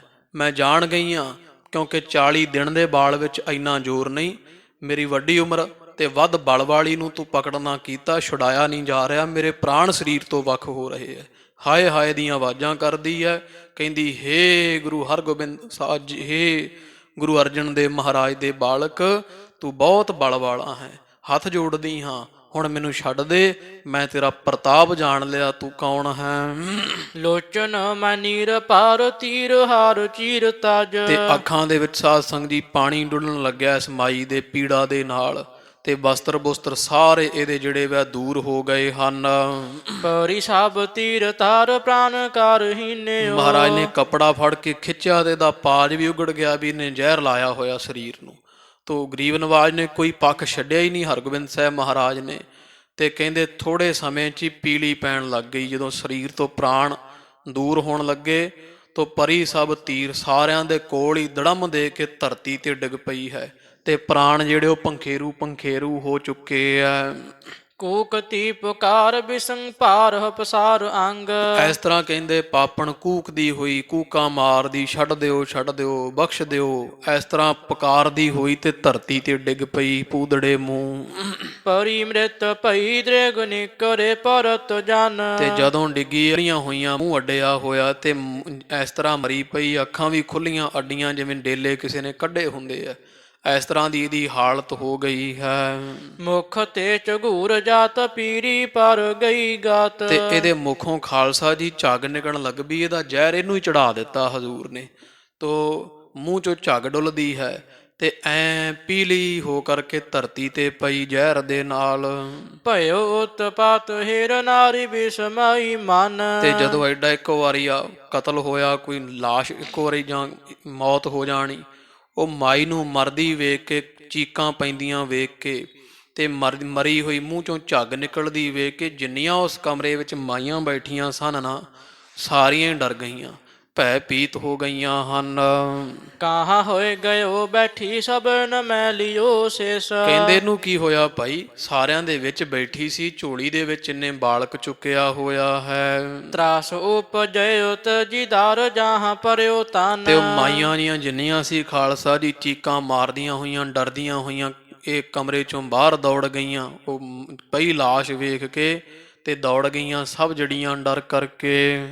ਗੰਗਾ ਭੈ ਭੀਤ ਭਈ ਪੁੱਤਰ ਕੋ ਗਹਿਨ ਧਾਈ। ਤੇ ਧੰਨ ਮਾਤਾ ਗੰਗਾ ਜੀ ਵੀ ਬੜੇ ਡਰ ਗਏ ਵੀ ਇਹ ਕੀ ਬਣਿਆ, ਤੇ ਭੱਜ ਕੇ ਹਰਗੋਬਿੰਦ ਸਾਹਿਬ ਪੁੱਤਰ ਨੂੰ ਪਕੜਨ ਵਾਸਤੇ ਉੱਠੀ ਹੈ। ਹੱਥ ਨੂੰ ਉਚਾਵੇ ਪ੍ਰਿਆ ਕਿਰਪਨ ਕੋ ਮਾਨੋ ਤਨ। ਤੇ ਐਂ ਭੱਜ ਕੇ ਆਪਣੇ ਪੁੱਤਰ ਨੂੰ ਚੁੱਕਣ ਪਏ ਆ ਮਾਤਾ ਗੰਗਾ ਜੀ, ਜਿਵੇਂ ਕਿਸੇ ਸ਼ੂਮ ਦਾ ਮਾਇਆ ਡਿੱਗੀ ਹੋਵੇ, ਉਹ ਮਾਇਆ ਨੂੰ ਪੈਂਦਾ ਹੈ। ਹਾਥ ਗਹੀ ਬੇਨੀ ਬਾਲ ਸਾਸ ਨਹਿ ਛੋੜੈ ਤਾਹੇ। ਤੇ ਮਾਤਾ ਜੀ ਨੇ ਜਦੋਂ ਫੜ ਕੇ ਹਰਗੋਬਿੰਦ ਸਾਹਿਬ ਮਹਾਰਾਜ ਨੂੰ ਚੁੱਕਣ ਲੱਗੇ ਨਾ, ਤੇ ਹਜ਼ੂਰ ਨੇ ਉਹ ਵੱਟ ਨਹੀਂ ਛੱਡਿਆ, ਉਹਦੀ ਗੁੱਤ ਵਾਲਾ ਹੱਥ ਉਹਦੇ ਵਾਲਾਂ ਵਿੱਚ ਫਸਾ ਕੇ ਤੇ ਉਹ ਮਾਤਾ ਜੀ ਖਿੱਚਦੇ ਆ ਤੇ ਹਰਗੋਬਿੰਦ ਸਾਹਿਬ ਮਹਾਰਾਜ ਦੀ ਗੁੱਤ ਨਹੀਂ ਛੱਡ ਰਹੇ ਆ। ਮਾਤ ਛੋਟ ਕਾਵੇ ਕਾਹੇ ਤੋਨੋ ਸੋ ਹੋਏ ਜੋਰ। ਤੇ ਫਿਰ ਸਾਧ ਸੰਗਤ ਜੀ ਮਾਤਾ ਨੇ ਬਾਲ ਹਰਗੋਬਿੰਦ ਸਾਹਿਬ ਮਹਾਰਾਜ ਦੀ ਮੁੱਠੀ ਖੋਲਣ ਦੀ ਕੋਸ਼ਿਸ਼ ਕੀਤੀ। 40 ਦਿਨਾਂ ਦੀ ਉਮਰ ਕਿਤੇ ਕਿੰਨੀ ਕਾ, ਮਾਤਾ ਗੰਗਾ ਜੀ ਜ਼ੋਰ ਲਾ ਕੇ ਹਟ ਗਏ ਤੇ ਹਜ਼ੂਰ ਦਾ ਹੱਥ ਨਹੀਂ ਸੀ ਖੁੱਲਾ ਮਾਤਾ ਗੰਗਾ ਪਾਸੋਂ।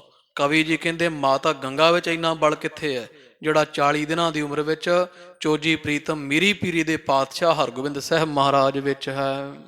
ਦਾਸੀ ਕੋ ਪੁਕਾਰ ਰੇ ਸੋ ਭਰੀ ਕਿਉਂ ਨ ਆਵੇ ਪਾਸ। ਤੇ ਜਦੋਂ ਨਾ ਹੱਥ ਛੁਡਾਇਆ ਗਿਆ ਮਾਤਾ ਗੰਗਾ ਤੋਂ, ਗੁੱਤ ਫੜੀ ਹੋਈ ਹਜ਼ੂਰ ਨੇ ਛੱਡੀ ਨਾ ਜ਼ੋਰ ਲਾਏ ਤੋਂ, ਤੇ ਫਿਰ ਮਾਤਾ ਗੰਗਾ ਜੀ ਦਾਸੀਆਂ ਨੂੰ ਉੱਚੀ ਉੱਚੀ ਲੜਦੇ ਆ, ਕਿੱਧਰ ਮਰ ਗਈਆਂ ਸਾਰੀਆਂ, ਇੱਥੇ ਆ ਕੇ ਵੇਖੋ ਕੀ ਹੋਇਆ। ਗੁੱਸੇ ਦੇ ਵਿੱਚ ਮਾਤਾ ਜੀ ਬੋਲਦੇ, ਆਓ ਛੁਡਾਓ ਇਹਦੀ ਗੁੱਤ ਨਹੀਂ ਛੱਡਦੇ ਸਾਡੇ ਬਾਲਕ। ਕੰਪਤ ਸਰੀਰ ਤਰਾਸ ਧਾਰੇ ਉਤਪਾਤ ਘੋਰ। ਤੇ ਸਾਰਾ ਸਰੀਰ ਡਰਦਿਆਂ ਹੋਇਆ ਮਾਤਾ ਜੀ ਦਾ ਕੰਬ ਰਿਹਾ ਕੋਲ ਇਸ ਪਾਪਣ ਦੀ ਲਾਸ਼ ਪਈ ਵੇਖ ਕੇ। ਮਿਲੀ ਗਾਨ ਆਏ ਨੀਠ ਨੀਠ ਕਰ ਛੋਰੀ ਤਬ। ਤੇ ਮਾਤਾ ਗੰਗਾ ਜੀ ਦੇ ਪਾਸ ਬਹੁਤ ਦਾਸੀਆਂ ਸੀ, ਦੌੜ ਕੇ ਮਾਤਾ ਜੀ ਦੀ ਆਵਾਜ਼ ਸੁਣ ਕੇ ਆਈਆਂ ਕਮਰੇ ਦੇ ਵਿੱਚ ਤੇ ਛਡਾਉਂਦੀਆਂ ਹਜ਼ੂਰ ਦੇ ਹੱਥੋਂ ਗੁੱਤ। ਕਹਿੰਦੇ ਸਾਰੀਆਂ ਲੱਗ ਗਈਆਂ, ਮਹਾਰਾਜ ਗੁੱਤ ਨਹੀਂ ਛੱਡ ਰਹੇ। ਮਾਤਾ ਗੰਗਾ ਜੀ ਸਮੇਤ ਸਾਰੀਆਂ ਮਾਈਆਂ ਲੱਗੀਆਂ ਤੇ ਫਿਰ ਖੌਰੇ ਕੀ ਮਨ ਵਿੱਚ ਹਜ਼ੂਰ ਦੇ ਆਈ ਤੇ ਆਪ ਹੀ ਹੱਥ ਛੱਡ ਦਿੱਤਾ ਹੈ। ਮਸਾਂ ਮਹਾਰਾਜ ਦਾ ਹੱਥ ਛੁਡਵਾਇਆ ਹੈ। ਕੰਠ ਸੋ ਲਗਾਇਓ ਨੰਦ ਪਰਿਓ ਹੈ ਬਿਲੰਦ ਛੋਰ। ਤੋ ਮਾਤਾ ਗੰਗਾ ਜੀ ਘਬਰਾਏ ਹੋਏ ਹੈ, ਆਪਣੇ ਗਲ ਦੇ ਨਾਲ ਆਪਣੇ ਸਾਹਿਬਜ਼ਾਦੇ ਨੂੰ ਲਾ ਲੈਣਾ ਕੀਤਾ ਹੈ। ਪੌਰੀ ਜਿਸ ਠਾਰ ਅਵਲੋਕਤ ਨ ਤਾਹੀ ਹੋਰ। ਤੇ ਜਿੱਥੇ ਉਹ ਪਈ ਹੋਈ ਆ ਨਾ, ਉਹ ਸੋਭੀ ਨਾਵੇਂ ਦਾਈ ਮਰੀ ਹੋਈ, ਜ਼ਹਿਰ ਚੜਿਆ, ਮੂੰਹ ਚੋਂ ਝੱਗ ਨਿਕਲਦੀ ਹੈ, ਉਧਰ ਨੂੰ ਹੁਣ ਕੋਈ ਵੇਖਣ ਦੀ ਕੋਸ਼ਿਸ਼ ਨਹੀਂ ਕਰਦਾ। ਸਭ ਦੌੜ ਗਏ ਇੱਕ ਪਾਸੇ ਨੂੰ ਤੇ ਕੋਈ ਉਧਰ ਵੇਖਦਾ ਨਹੀਂ ਹੈ। ਡਰੀ ਔਰ ਹੋਰ ਧਾਈ ਥਾਣ ਨਿਜ ਛੋਰ ਛੋਰ। ਤੇ ਜਿੰਨੀਆਂ ਦਾਈਆਂ ਤੇ ਹੋਰ ਮਾਈਆਂ ਸਭ ਥਾਂ ਛੱਡ ਕੇ ਤੇ ਇੱਕ ਪਾਸੇ ਹੁੰਦੀਆਂ ਜਾਂਦੀਆਂ। ਉਹ ਇੱਕ ਪਾਸੇ ਉਹਦੀ ਲਾਸ਼ ਪਈ, ਕੋਈ ਉਧਰ ਮੂੰਹ ਨਹੀਂ ਕਰਦਾ ਹੈ। ਮਰੀ ਦੂਰਾਚਾਰਣੀ ਤੇ ਕੁਛਕ ਪ੍ਰਕਾਸ਼ ਭਇਓ। ਤੇ ਜਦੋਂ ਇਹ ਮਰੀ ਆ ਜਿਹੜੀ ਇਹ ਪਾਪਣ ਸੋਭੀ ਨਾਵੇਂ ਦਾਈ, ਇਹ ਪਾਪਣ ਦੇ ਮਰਨ ਤੋਂ ਬਾਅਦ ਕਹਿੰਦੇ ਸਰੀਰ ਚੋਂ ਇਹਦੇ ਚੋਂ ਕੋਈ ਪ੍ਰਕਾਸ਼, ਜਿਵੇਂ ਲਾਈਟ ਨਿਕਲਦੀ ਨਾ ਬਿਜਲੀ, ਇਸ ਤਰ੍ਹਾਂ ਪ੍ਰਕਾਸ਼ ਇੱਕੋ ਵਾਰੀ ਚਮਕਿਆ ਹੈ। ਬੀਜਰੀ ਕਿਰੀਤ ਥਰ ਕਾਈ ਹੈ ਅਜਰ ਬੀਚ। ਤੇ ਵਿਹੜੇ ਦੇ ਵਿੱਚ ਜਿਵੇਂ ਬਿਜਲੀ ਲਸ਼ਕਦੀ ਹੈ ਨਾ, ਵਡਾਲੀ ਮਹਾਰਾਜ ਦੇ ਘਰ ਵਿਹੜੇ ਵਿੱਚੋਂ ਮਾਈ ਇਸ ਤਰ੍ਹਾਂ ਉਹਦੇ ਸਰੀਰ ਵਿੱਚੋਂ ਲਾਟ ਨਿਕਲੀ ਹੈ। ਸਭ ਕੇ ਬਿਲੋਚਨ ਗਏ ਹੈ ਮੁੰਦ ਤੇ ਹੀ ਛਿਨ। ਇੰਨਾ ਪ੍ਰਕਾਸ਼ ਹੋਇਆ ਦੀ ਲਾਸ਼ ਚੋਂ ਬਿਜਲੀ ਨਿਕਲਦੀ ਵੇਰ ਵੀ ਸਾਰਿਆਂ ਦੀਆਂ ਅੱਖਾਂ ਬੰਦ ਹੋ ਗਈਆਂ, ਪ੍ਰਕਾਸ਼ ਤੇਜ ਸੀ। ਬੋਲਤ ਨ ਬੈਨ ਕੋਈ ਹੀਰ ਕੈ ਕਰਮ ਨੀਚ। ਤੇ ਇਹੋ ਜਿਹਾ ਨੀਚ ਕਰਮ ਕੀਤਾ ਵੇਖ ਕੇ ਨਾ ਮਾਈ ਦਾ, ਤੇ ਇੱਕੋ ਵਾਰੀ ਆ ਬਿਜਲੀ ਲਿਸ਼ਕਦੀ ਵੇਖ ਕੇ ਤੇ ਸਭ ਚੁੱਪ ਹੋ ਗਏ, ਕੋਈ ਬੋਲਦਾ ਨਹੀਂ। ਹਾਥ ਜੋਗ ਪਾਵ ਕੋ ਪਸਾਰ ਕੈ ਪਰੀ ਹੈ ਤਾਰ। ਇਹਦੀ ਲਾਸ਼ ਪਈ ਹੋਈ ਹੈ, ਮਾਈ ਜਿਹੜੀ ਵਾ ਪਾਪਣ ਸੋਭੀ, ਇਹ ਪਈ ਹੋਈ ਹੈ ਹੱਥ ਅੱਡ ਕੇ, ਹੱਥ ਪੈਰ ਐਵੇਂ ਖੋਲ ਕੇ ਤੇ ਧਰਤੀ ਤੇ ਡਿੱਗੀ ਹੋਈ ਹੈ। ਦਾਸ ਗਾਨ ਦਾਸੀ ਮੇਲ ਦੇਖੀ ਸੋ ਗ੍ਰਸੀ ਹੈ ਮੀਚ। ਤੇ ਸਾਰਿਆਂ ਨੇ ਜਦੋਂ ਹਿਲਾ ਕੇ ਵੇਖਿਆ ਵੀ ਸ਼ਾਇਦ ਬਚੀ ਹੋਵੇ, ਪਰ ਵੇਖਿਆ ਇਹ ਤਾਂ ਮਰ ਚੁੱਕੀ ਹੈ। ਕੁਝ ਨੇ ਵੇਖਿਆ ਹੈ ਜੀਵ ਗਇਓ ਉਪਰ ਅਪਰ ਦੇਹ ਧਾਰ ਕਰ। ਤੇ ਹੋਰ ਜਿਹੜੀ ਵੈ ਵੇਖਦੇ ਆ ਤੇ ਇਹ ਮਰੀ ਹੋਈ। ਕਹਿੰਦੇ ਦਾ ਆਤਮਾ ਜੀਓ ਜਿਹੜਾ ਹੈ ਉੱਪਰ ਨੂੰ ਸੋਹਣਾ ਸੁੰਦਰ ਸਰੂਪ ਧਾਰ ਕੇ ਚੜਿਆ ਹੈ। ਮੂਰ ਛਤ ਕੋਈ ਲੱਖ ਤਾਂ ਕੇ ਮੁਖ ਬਾਰਮ ਸੀਚ। ਤੇ ਕਈ ਗਲਾਸ ਪਾਣੀ ਦੇ ਜਲ ਦੇ ਲਈ ਫਿਰਦੇ ਵੀ, ਸ਼ਾਇਦ ਵੀ ਬਾਲਕ ਤੋਂ ਥੋੜਾ ਏਡੀ ਜਿਹੜੀ ਇਸਤਰੀ ਮਰ ਸਕਦੀ ਵੈ। ਜਾਣ ਕੇ ਕਈ ਵੇਖਦੇ ਵੀ ਨਹੀਂ ਨਹੀਂ ਬੇਹੋਸ਼ ਹੋਈ ਹੋਵੇਗੀ, ਉਹਦੇ ਮੂੰਹ ਵਿੱਚ ਪਾਣੀ ਪਾਉਂਦੇ ਹਨ। ਦੋਹਰਾ ਇਸ ਪ੍ਰਕਾਰ ਜਬ ਮਰ ਗਈ। ਕਵੀ ਜੀ ਕਹਿੰਦੇ ਇਸ ਤਰ੍ਹਾਂ ਜਦੋਂ ਇਹ ਪਾਪਣ ਮਾਰ ਦਿੱਤੀ ਹਜ਼ੂਰ ਨੇ, ਅਪਰ ਦੇਹ ਧਰ ਸੋਏ। ਤੇ ਹੋਰ ਤਰ੍ਹਾਂ ਦਾ ਜਿਹੜਾ ਸੁੰਦਰ ਇਹ ਐਸਾ ਨਹੀਂ, ਹੋਰ ਸਰੀਰ ਧਾਰ ਕਰਕੇ ਛਪ ਆਕਾਸ਼ ਮੈਂ ਭੇਦ ਨਿਜ। ਤੇ ਆਕਾਸ਼ ਨੂੰ ਚੜ ਗਈ, ਤੇ ਸਰੀਰ ਜਿਹੜਾ ਉਹ ਭਾਵ ਦਿਵ ਰੂਪ ਵਿੱਚ ਗਈ ਹੈ ਨਾ, ਇਹ ਉਹ ਪ੍ਰਕਾਸ਼ ਵਾਲਾ ਸਰੀਰ ਵੀ ਸੁਪਾ ਲੈਣਾ ਕੀਤਾ, ਲਕੋ ਦਿੱਤਾ ਆਕਾਸ਼ ਵਿੱਚ। ਭਨਤ ਸੁਨਤ ਸਭ ਕੋਏ। ਤੇ ਸਰੀਰ ਹੁਣ ਦਿਸਦਾ ਨਹੀਂ, ਪਰ ਆਵਾਜ਼ ਇਹ ਮਾਈ ਦੀ ਆ ਰਹੀ ਹੁਣ, ਤੇ ਇਹ ਬੋਲਦੀ ਹੈ ਹੁਣ, ਦੱਸੇਗੀ ਵੀ ਮੈਂ ਕਿਸ ਕਰਕੇ ਇੱਥੇ ਆਈ ਹਾਂ ਤੇ ਕਿਸ ਕਰਮ ਦਾ ਫਲ ਅੱਜ ਮੈਨੂੰ ਮਿਲਿਆ ਹੈ। ਉਹ ਬੋਲਦੀ ਹੈ ਤੇ ਸਾਰੇ ਸੁਣ ਰਹੇ, ਪਰ ਦਿਸਦਾ ਕੁਝ ਨਹੀਂ। ਆਕਾਸ਼ ਵਿੱਚ ਹੁਣ ਆਵਾਜ਼ ਹੀ ਆਉਂਦੀ ਇਸ ਦੀ ਕੱਲੀ। ਦੋਹਰਾ ਦੁਰੀ ਗਗਨ ਮਹਿ ਬਚਨ ਕਹੈ। ਤੋ ਕਵੀ ਜੀ ਕਹਿੰਦੇ ਇਸ ਤਰ੍ਹਾਂ ਭਾਈ ਆਕਾਸ਼ ਵਿੱਚ ਛੁਪੀ ਹੋਈ ਇਹ ਪਾਪਣ, ਤੇ ਹੁਣ ਕੱਲੀ ਆਵਾਜ਼ ਆ ਰਹੀ ਤੇ ਇਹ ਬਚਨ ਕਹਿ ਰਹੀ ਹੈ। ਡਰਹਾ ਨ ਮੋਤੇ ਕੋਏ। ਕਿ ਗੁਰਸਿੱਖ ਸਾਧ ਸੰਗਤ ਭਾਈ ਮੇਰੇ ਤੋਂ ਕੋ ਭੈ ਨਾ ਮਨਾਓ, ਡਰੋ ਨਾ ਮੇਰੀ ਆਵਾਜ਼ ਸੁਣ ਕੇ। ਸਭ ਪ੍ਰਸੰਗ ਸੁਣ ਲੀਜੀਏ। ਮੈਂ ਕੌਣ ਕਿਵੇਂ ਕਿੱਥੋਂ ਆਈ ਉਹ ਸਾਰਾ ਹੀ ਪ੍ਰਸੰਗ ਸੁਣ ਲੀਜੀਏ। ਭਇਓ ਕਹਾਂ ਮੈਂ ਸੋਏ। ਮੈਂ ਦੱਸਦੀ ਹਾਂ ਮੈਂ ਕੌਣ ਹਾਂ। ਸਵਈਆ ਛੰਦ ਪੂਰਬ ਜਨਮ ਮੋਹਿ ਗੰਧਰਵ ਸ਼ਕਲ। ਤੇ ਫਿਰ ਇਹ ਦੱਸਦੀ ਆਪਦਾ ਪਿਛਲਾ ਜਨਮ ਵੀ ਐਡੀ ਪਾਪਣ ਕਿਵੇਂ ਬਣੀ ਹੈ। ਕਹਿੰਦੀ ਕਿ ਪਿਛਲੇ ਜਨਮ ਦੇ ਵਿੱਚ ਮੈਂ ਗੰਧਰਵੀ ਸਾਂ, ਭਾਵ ਜਿਹੜੀ ਰਾਗ ਰਾਗਣੀਆਂ ਗਾਉਣ ਵਾਲੀ ਸਾਂ ਸਵਰਗ ਵਿੱਚ। ਸ਼ਕਤ ਜੁਤ ਮੈਂ ਮਨ ਮਾਨ। ਤੇ ਸ਼ਕਤੀ ਦੇ ਸਹਿਤ ਸੀ ਮੈਂ, ਮਨ ਦੇ ਵਿੱਚ ਮੇਰੇ ਮਾਣ ਸੀ, ਭਾਵ ਮੇਰੇ 'ਚ ਬਲ ਬਹੁਤ ਸੀ। ਇੱਕ ਤਾਂ ਸਰੂਪ ਸੁੰਦਰ ਸੀ ਤੇ ਦੂਜਾ ਮੇਰੇ ਪਾਸ ਵਿਦਿਆ, ਭਾਵ ਆਵਾਜ਼ ਬਹੁਤ ਸੁਰ ਵਾਲੀ ਸੀ, ਮੇਰੀ ਸੁਰੀਲੀ ਆਵਾਜ਼, ਸੁੰਦਰ ਸਰੂਪ ਸੀ। ਇਹੋ ਜਿਹੀ ਮੇਰੇ ਵਿੱਚ ਸ਼ਕਤੀ ਹੈ ਸੀ। ਤੇ ਸਵਰਗਾਂ ਵਿੱਚ ਮੇਰਾ ਵਾਸਾ ਸੀ, ਦੇਵਤਿਆਂ ਪਾਸ। ਗਾਵਨ ਵਿਦਿਆ ਬਿਖੈ ਨਿਪੁਨ ਬਾਹਾ। ਤੇ ਵਿਦਿਆ ਮੇਰੇ ਕੋਲ, ਗਾਉਣ ਦੀ ਵਿਦਿਆ ਮੇਰੇ ਕੋਲ ਬਹੁਤ ਸੀ। ਰਾਗ ਵਿਦਿਆ ਵਿੱਚ ਮੈਂ ਨਿਪੁੰਨ ਸਾਂ, ਪਰਪੱਕ ਹੈ ਸੀ। ਬਹੁ ਸੁੰਦਰ ਆਤ ਸਰੂਪ ਦਤਵਾਨ। ਤੇ ਸੁੰਦਰ ਸੀ ਮੈਂ ਬਹੁਤ, ਸੋਭਾ ਸੀ ਮੇਰੀ ਬੜੀ, ਸਰੀਰ ਸੁੰਦਰ ਸੀ, ਆਵਾਜ਼ ਮੇਰੀ ਸੁਰੀਲੀ ਸੀ, ਤੇ ਵਿਦਿਆ ਮੇਰੇ ਕੋਲ ਬਹੁਤ ਸੀ, ਰਾਗ ਵਿਦਿਆ। ਗਾਉਣ ਵਿੱਚ ਮੈਂ ਬੜੀ ਮਾਹਿਰ ਹੈ ਸੀ। ਸੁਰਗ ਸਦਾ ਵਿੱਚ ਰਤ ਸੁਖ ਪਾਵਤ। ਤੇ ਮੈਂ ਸੁਖ ਪਾਉਂਦੀ ਸੀ, ਸਵਰਗ ਵਿੱਚ ਮੇਰਾ ਵਾਸਾ ਸੀ। ਸਵਰਗਾਂ ਵਿੱਚ ਇੱਕ ਗੰਧਰਵ ਜਾਤੀ ਵੱਜਦੀ, ਉਹ ਹੁੰਦੀ ਦੇਵੀ ਦੇਵਤਿਆਂ ਦੀ ਹੈ। ਤੇ ਕਹਿੰਦੀ ਮੇਰਾ ਦੇਵਤੇ ਦਾ ਸਰੂਪ ਸੀ ਪਿਛਲਾ ਜਾਮਾ। ਇੱਕ ਦਿਨ ਸੁਰਨ ਸਭਾ ਕੇ ਥਾਨ। ਤੇ ਇੱਕ ਦਿਨ ਦੇਵਤਿਆਂ ਦੀ ਸਭਾ ਜਿੱਥੇ ਸਜੀ ਹੋਈ ਸੀ, ਉਸ ਜਗ੍ਹਾ ਦੇ ਉੱਪਰ ਕਰਤ ਗਾਨ ਬਹੁਤਾਨ ਮਿਲਾਵਤ। ਤੇ ਉਥੇ ਮੈਂ ਗਾਇਨ ਕਰ ਰਹੀ ਸੀ, ਬੜਾ ਤਾਲ ਮਿਲਾ ਕਰਕੇ।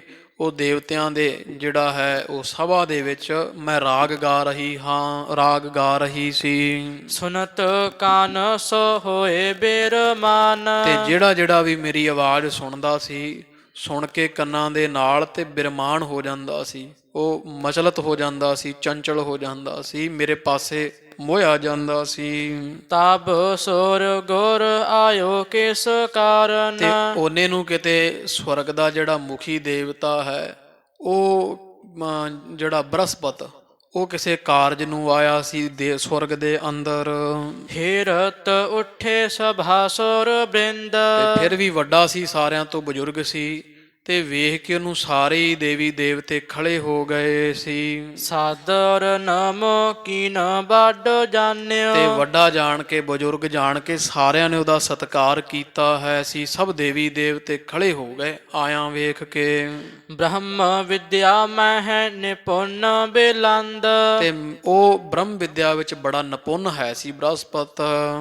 ਬੈਠਿਓ ਆਨ ਸਭਿਨ ਕਾਹ ਦੇਖਤ। ਤੇ ਆ ਕੇ ਬੈਠ ਗਿਆ ਤੇ ਸਾਰਿਆਂ ਨੂੰ ਵੇਖਦਾ ਰਿਹਾ। ਸਾਰੇ ਖੜੇ ਹੋਏ ਉਹਨੂੰ ਵੇਖ ਕੇ, ਪਰ ਮੈਂ ਨਾ ਖੜੀ ਹੋਈ। ਤੇ ਉਹ ਆ ਕੇ ਬੈਠ ਗਿਆ ਸਾਰੀ ਸਭਾ ਦੇ ਵਿੱਚ ਤੇ ਸਭ ਨੂੰ ਵੇਖਦਾ ਹੈ।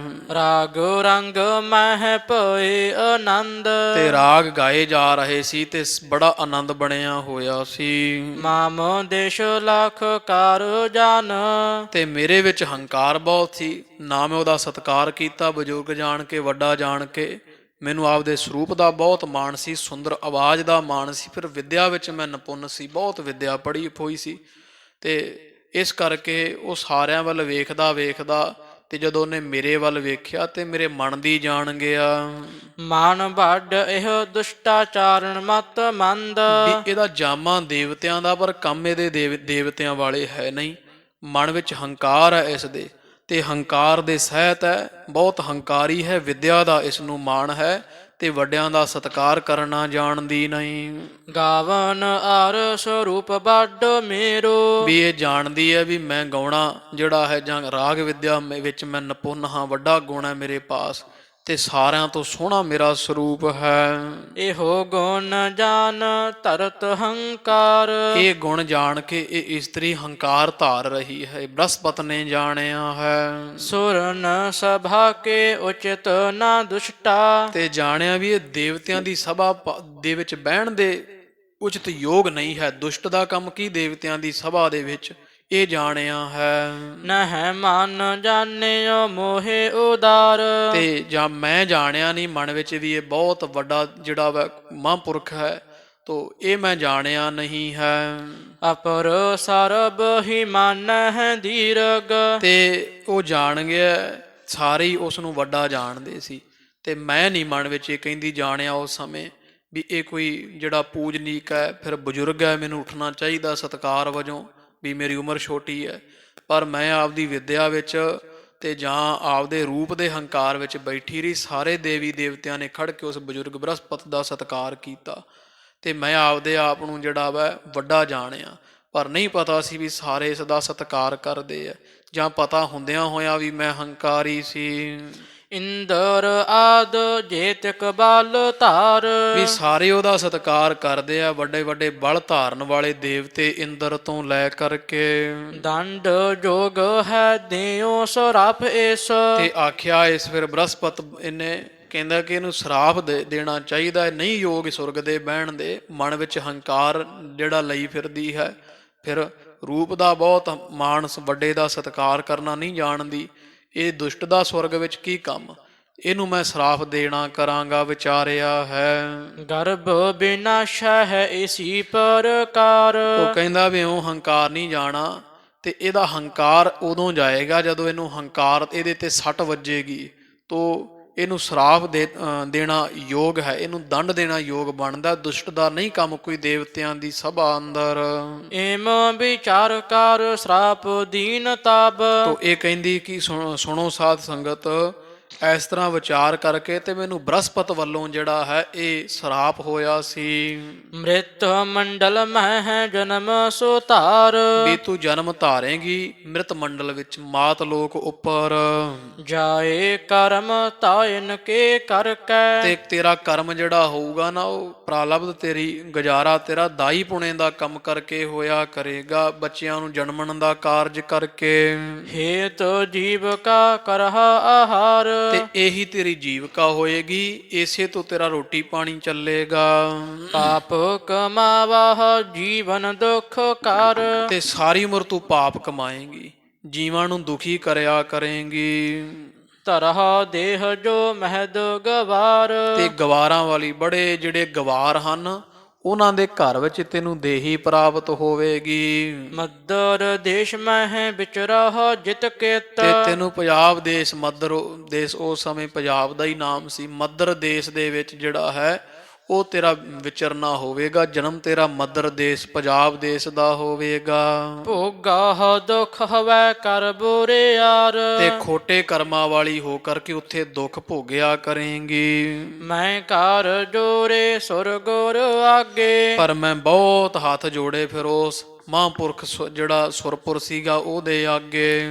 ਕਬ ਮੇਰੋ ਪੁਨ ਹੋਏ ਉਧਾਰ। ਵੀ ਜੇ ਸ਼ਰਾਪ ਦੇ ਦਿੱਤਾ ਹੈ ਮੇਰੇ ਹੰਕਾਰ ਕਰਕੇ ਠੀਕ ਹੈ ਯੋਗ ਹੈ, ਪਰ ਤੁਸੀਂ ਦਿਆਲੂ ਹੋਏ ਵੀ ਦੱਸੋ ਮੇਰਾ ਉਧਾਰ ਕਦੋਂ ਹੋਵੇਗਾ, ਮੇਰੀ ਕਲਿਆਣ ਕਦ ਹੋਵੇਗੀ। ਗਰਭ ਕੀਨ ਤਿਸ ਕੋ ਫਲ ਪਾਇਓ। ਵੀ ਚਲੋ ਮੈਂ ਹੰਕਾਰ ਕੀਤਾ ਹੈ, ਸਵਰਗ ਵਿੱਚ ਰਹਿ ਕਰਕੇ ਹੰਕਾਰ ਕੀਤਾ ਹੈ, ਫਿਰ ਰੂਪ ਦਾ ਹੰਕਾਰ, ਵਿਦਿਆ ਦਾ ਹੰਕਾਰ ਕੀਤਾ, ਵੱਡਿਆਂ ਦਾ ਸਤਿਕਾਰ ਨਹੀਂ ਕਰਨਾ ਜਾਣਦੀ ਮੈਂ, ਪਰ ਜਿਹੜਾ ਇਹ ਮੈਂ ਕੀਤਾ ਪਾਪ ਇਹਦਾ ਫਲ ਤਾਂ ਮੈਨੂੰ ਮਿਲ ਜਾਵੇਗਾ।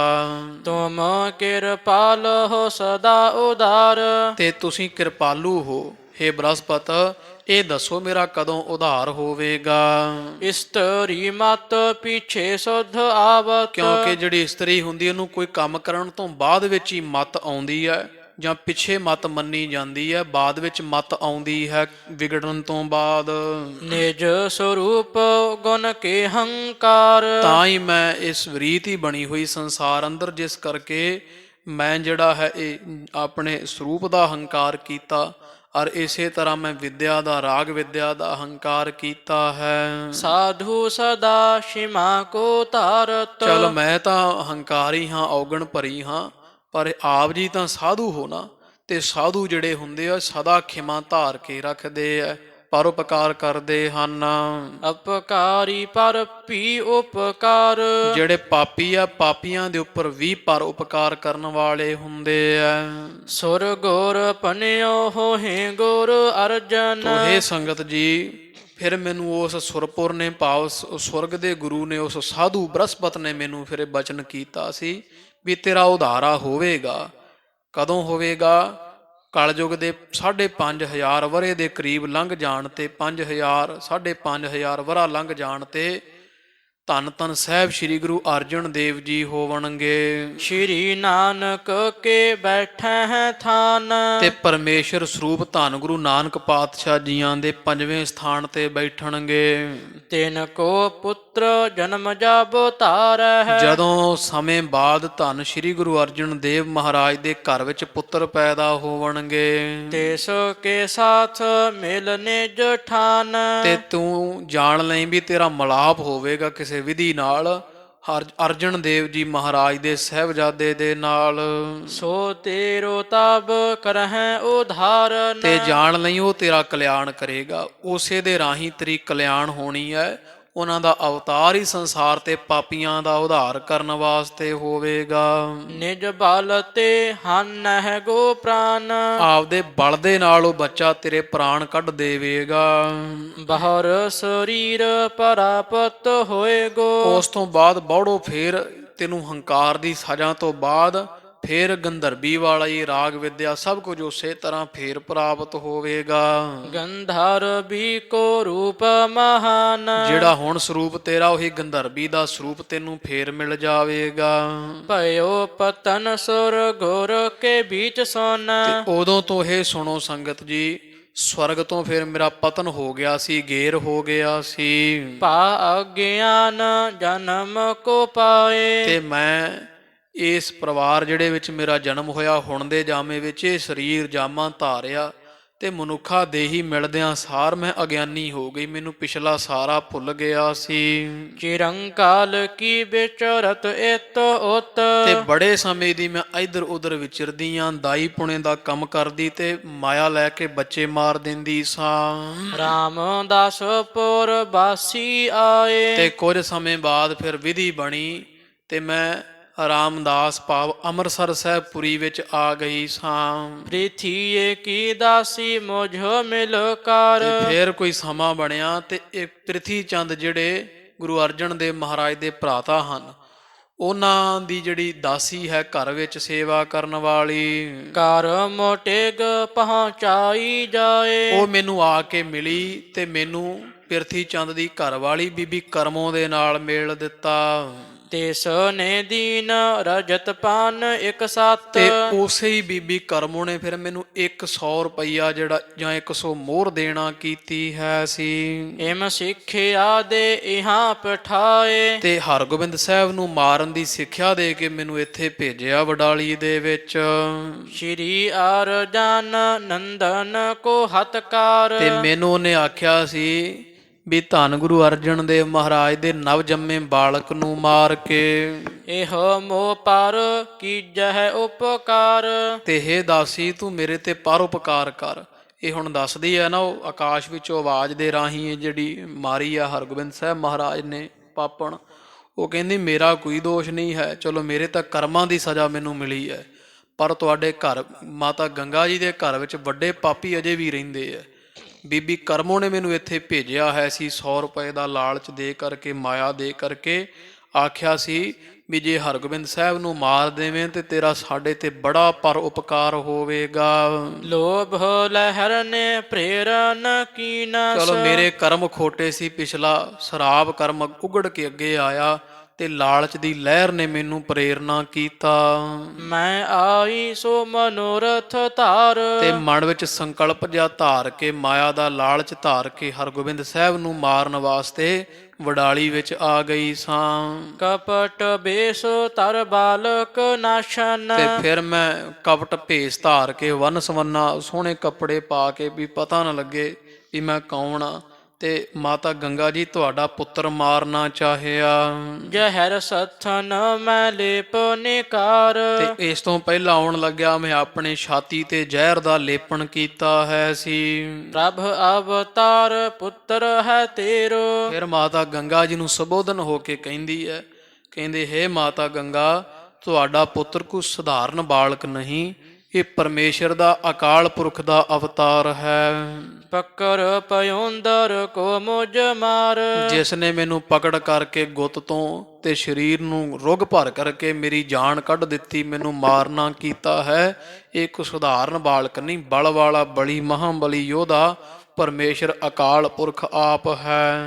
ਅਬ ਮੈਂ ਰੂਪ ਗੰਧਰ ਵੀ ਪਾਇਆ। ਤੇ ਹੁਣ ਫੇਰ ਮੇਰੀ ਕਲਿਆਣ ਤੁਹਾਡੇ ਬਾਲਕ ਨੇ ਕੀਤੀ ਹੈ, ਤੇ ਜਿਸ ਕਰਕੇ ਮੈਂ ਹੁਣ ਫੇਰ ਸਰੂਪ ਪ੍ਰਾਪਤ ਕਰਾਂਗੀ ਗੰਧਰਵੀ ਦਾ। ਜਾਤ ਸੁਰਗ ਕੋ ਨ ਮੋਹ ਮਾਰ। ਤੇ ਹੁਣ ਮੈਂ ਸਵਰਗ ਨੂੰ ਜਾ ਰਹੀ ਹਾਂ, ਤੁਹਾਨੂੰ ਸਾਰਿਆਂ ਨੂੰ ਇਹ ਮੇਰੀ ਆਖਰੀ ਨਮਸਕਾਰ ਹੈ। ਛਤਰ ਤੁਮਾਰੋ ਪ੍ਰਿਥੀਆ ਜਾਨਾ। ਤੇ ਜਾਂਦੀ ਜਾਂਦੀ ਦੱਸ ਗਈ ਹੈ, ਇਹ ਮਾਤਾ ਗੰਗਾ, ਤੁਹਾਡਾ ਅਸਲੀ ਦੁਸ਼ਮਣ ਤੁਹਾਡੇ ਘਰ ਵਿੱਚ ਹੈ। ਪ੍ਰਿਥੀ ਚੰਦ ਤੁਹਾਡਾ ਵੱਡਾ ਘਰ ਦਾ ਅਸਤੀਨ ਕਾ ਸਾਪ ਹੈ, ਇਹੀ ਤੁਹਾਡਾ ਵੱਡਾ ਦੁਸ਼ਮਣ ਹੈ।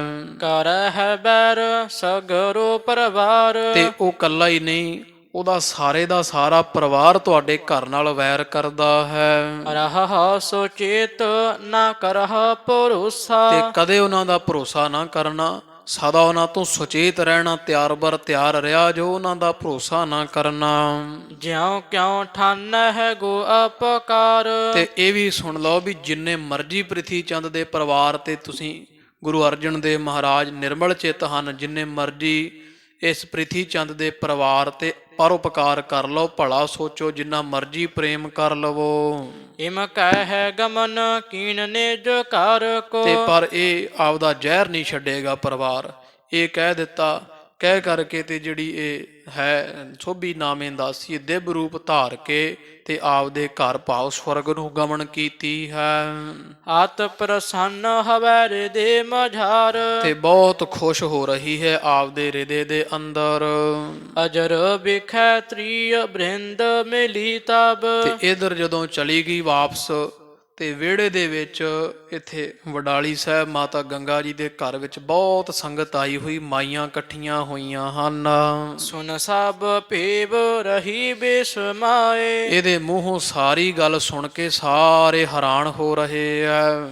ਤਿਕ ਤਿਕ ਕਰਮ ਕੀਨ ਕੋ ਕਰਮ। ਤੇ ਸਾਰੇ ਹੀ ਕਹਿ ਰਹੇ ਆ, ਲਾਹਣਤ ਹੈ ਕਰਮੋ ਤੇਰੇ, ਵੀ ਨਵ ਜੰਮੇ ਬਾਲਕ ਦਾ ਕੀ ਕਸੂਰ ਆ, ਤੂੰ ਵੈਰ ਲੈਨੀ ਉਹਦੇ ਤੋਂ, ਸਾਰੇ ਸੰਗਤ ਜਿੰਨੀਆਂ ਮਾਈਆਂ ਲਾਹਣਤਾਂ ਪਾਉਂਦੀਆਂ ਵੀ ਤੂੰ ਮਾੜਾ ਕੀਤਾ ਹੈ, ਹਤੇ ਬਾਲ ਕਿਆ ਕਰਮੋ ਵੀ ਆਏ। ਇਹ ਮਾਤਾ ਗੰਗਾ ਜੀ ਦੇ ਪੁੱਤਰ ਨੂੰ ਮਾਰ ਕੇ ਦੱਸ ਤੇਰੇ ਹੱਥ ਵਿੱਚ ਕੀ ਆਉਣਾ ਸੀ। ਪਰਾ ਲਬਦ ਪਾਰ ਨਿਸਚੈ ਨਾਹਿਨ। ਇਹ ਕਰਮੋਂ ਪਾਪਣ, ਤੈਨੂੰ ਆਪਦੀ ਕਿਸਮਤ ਤੇ ਮੁਕੱਦਰ ਤੇ ਭਰੋਸਾ ਨਹੀਂ, ਤੂੰ ਲੈਣਾ ਜਿਹੜਾ ਕਿਸਮਤ ਦੇਵੇ ਤੈਨੂੰ ਤੂੰ ਖੋਣਾ ਚਾਹੁੰਦੀ ਹੈ, ਤੈਨੂੰ ਆਪਦੇ ਮੁਕੱਦਰ ਤੇ ਭਰੋਸਾ ਨਹੀਂ ਹੈ। ਪਾਪ ਮਤੀ ਔਰ ਮਹਿ ਪ੍ਰਗਟਾਏ। ਤੇ ਗੁਰਿਆਈ ਲੈਣ ਵਾਸਤੇ ਪਾਪਾਂ ਵਾਲੀ ਮੱਤ ਨੂੰ ਆਪਦੇ ਅੰਦਰ ਪ੍ਰਗਟ ਕੀਤਾ ਹੋਇਆ ਹੈ, ਪਰਮੇਸ਼ਵਰ ਜਿਨ ਕੇਰ ਸਹਾਈ। ਪਰ ਜਾਣਦੀ ਨਹੀਂ ਤੂੰ ਪਾਪਣ ਕਰਮੋਂ ਵੀ ਜਿਹਦਾ ਪਰਮੇਸ਼ਰ ਆਪ ਸਹਾਇਤਾ ਕਰਨ ਵਾਲਾ ਹੈ, ਬੰਕ ਰੋਮ ਕੋ ਕਰ ਨਾ ਸਕਾਏ। ਉਸ ਦਾ ਕੋਈ ਵਾਲ ਵੀ ਵਿੰਗਾ ਨਹੀਂ ਕਰ ਸਕਦਾ।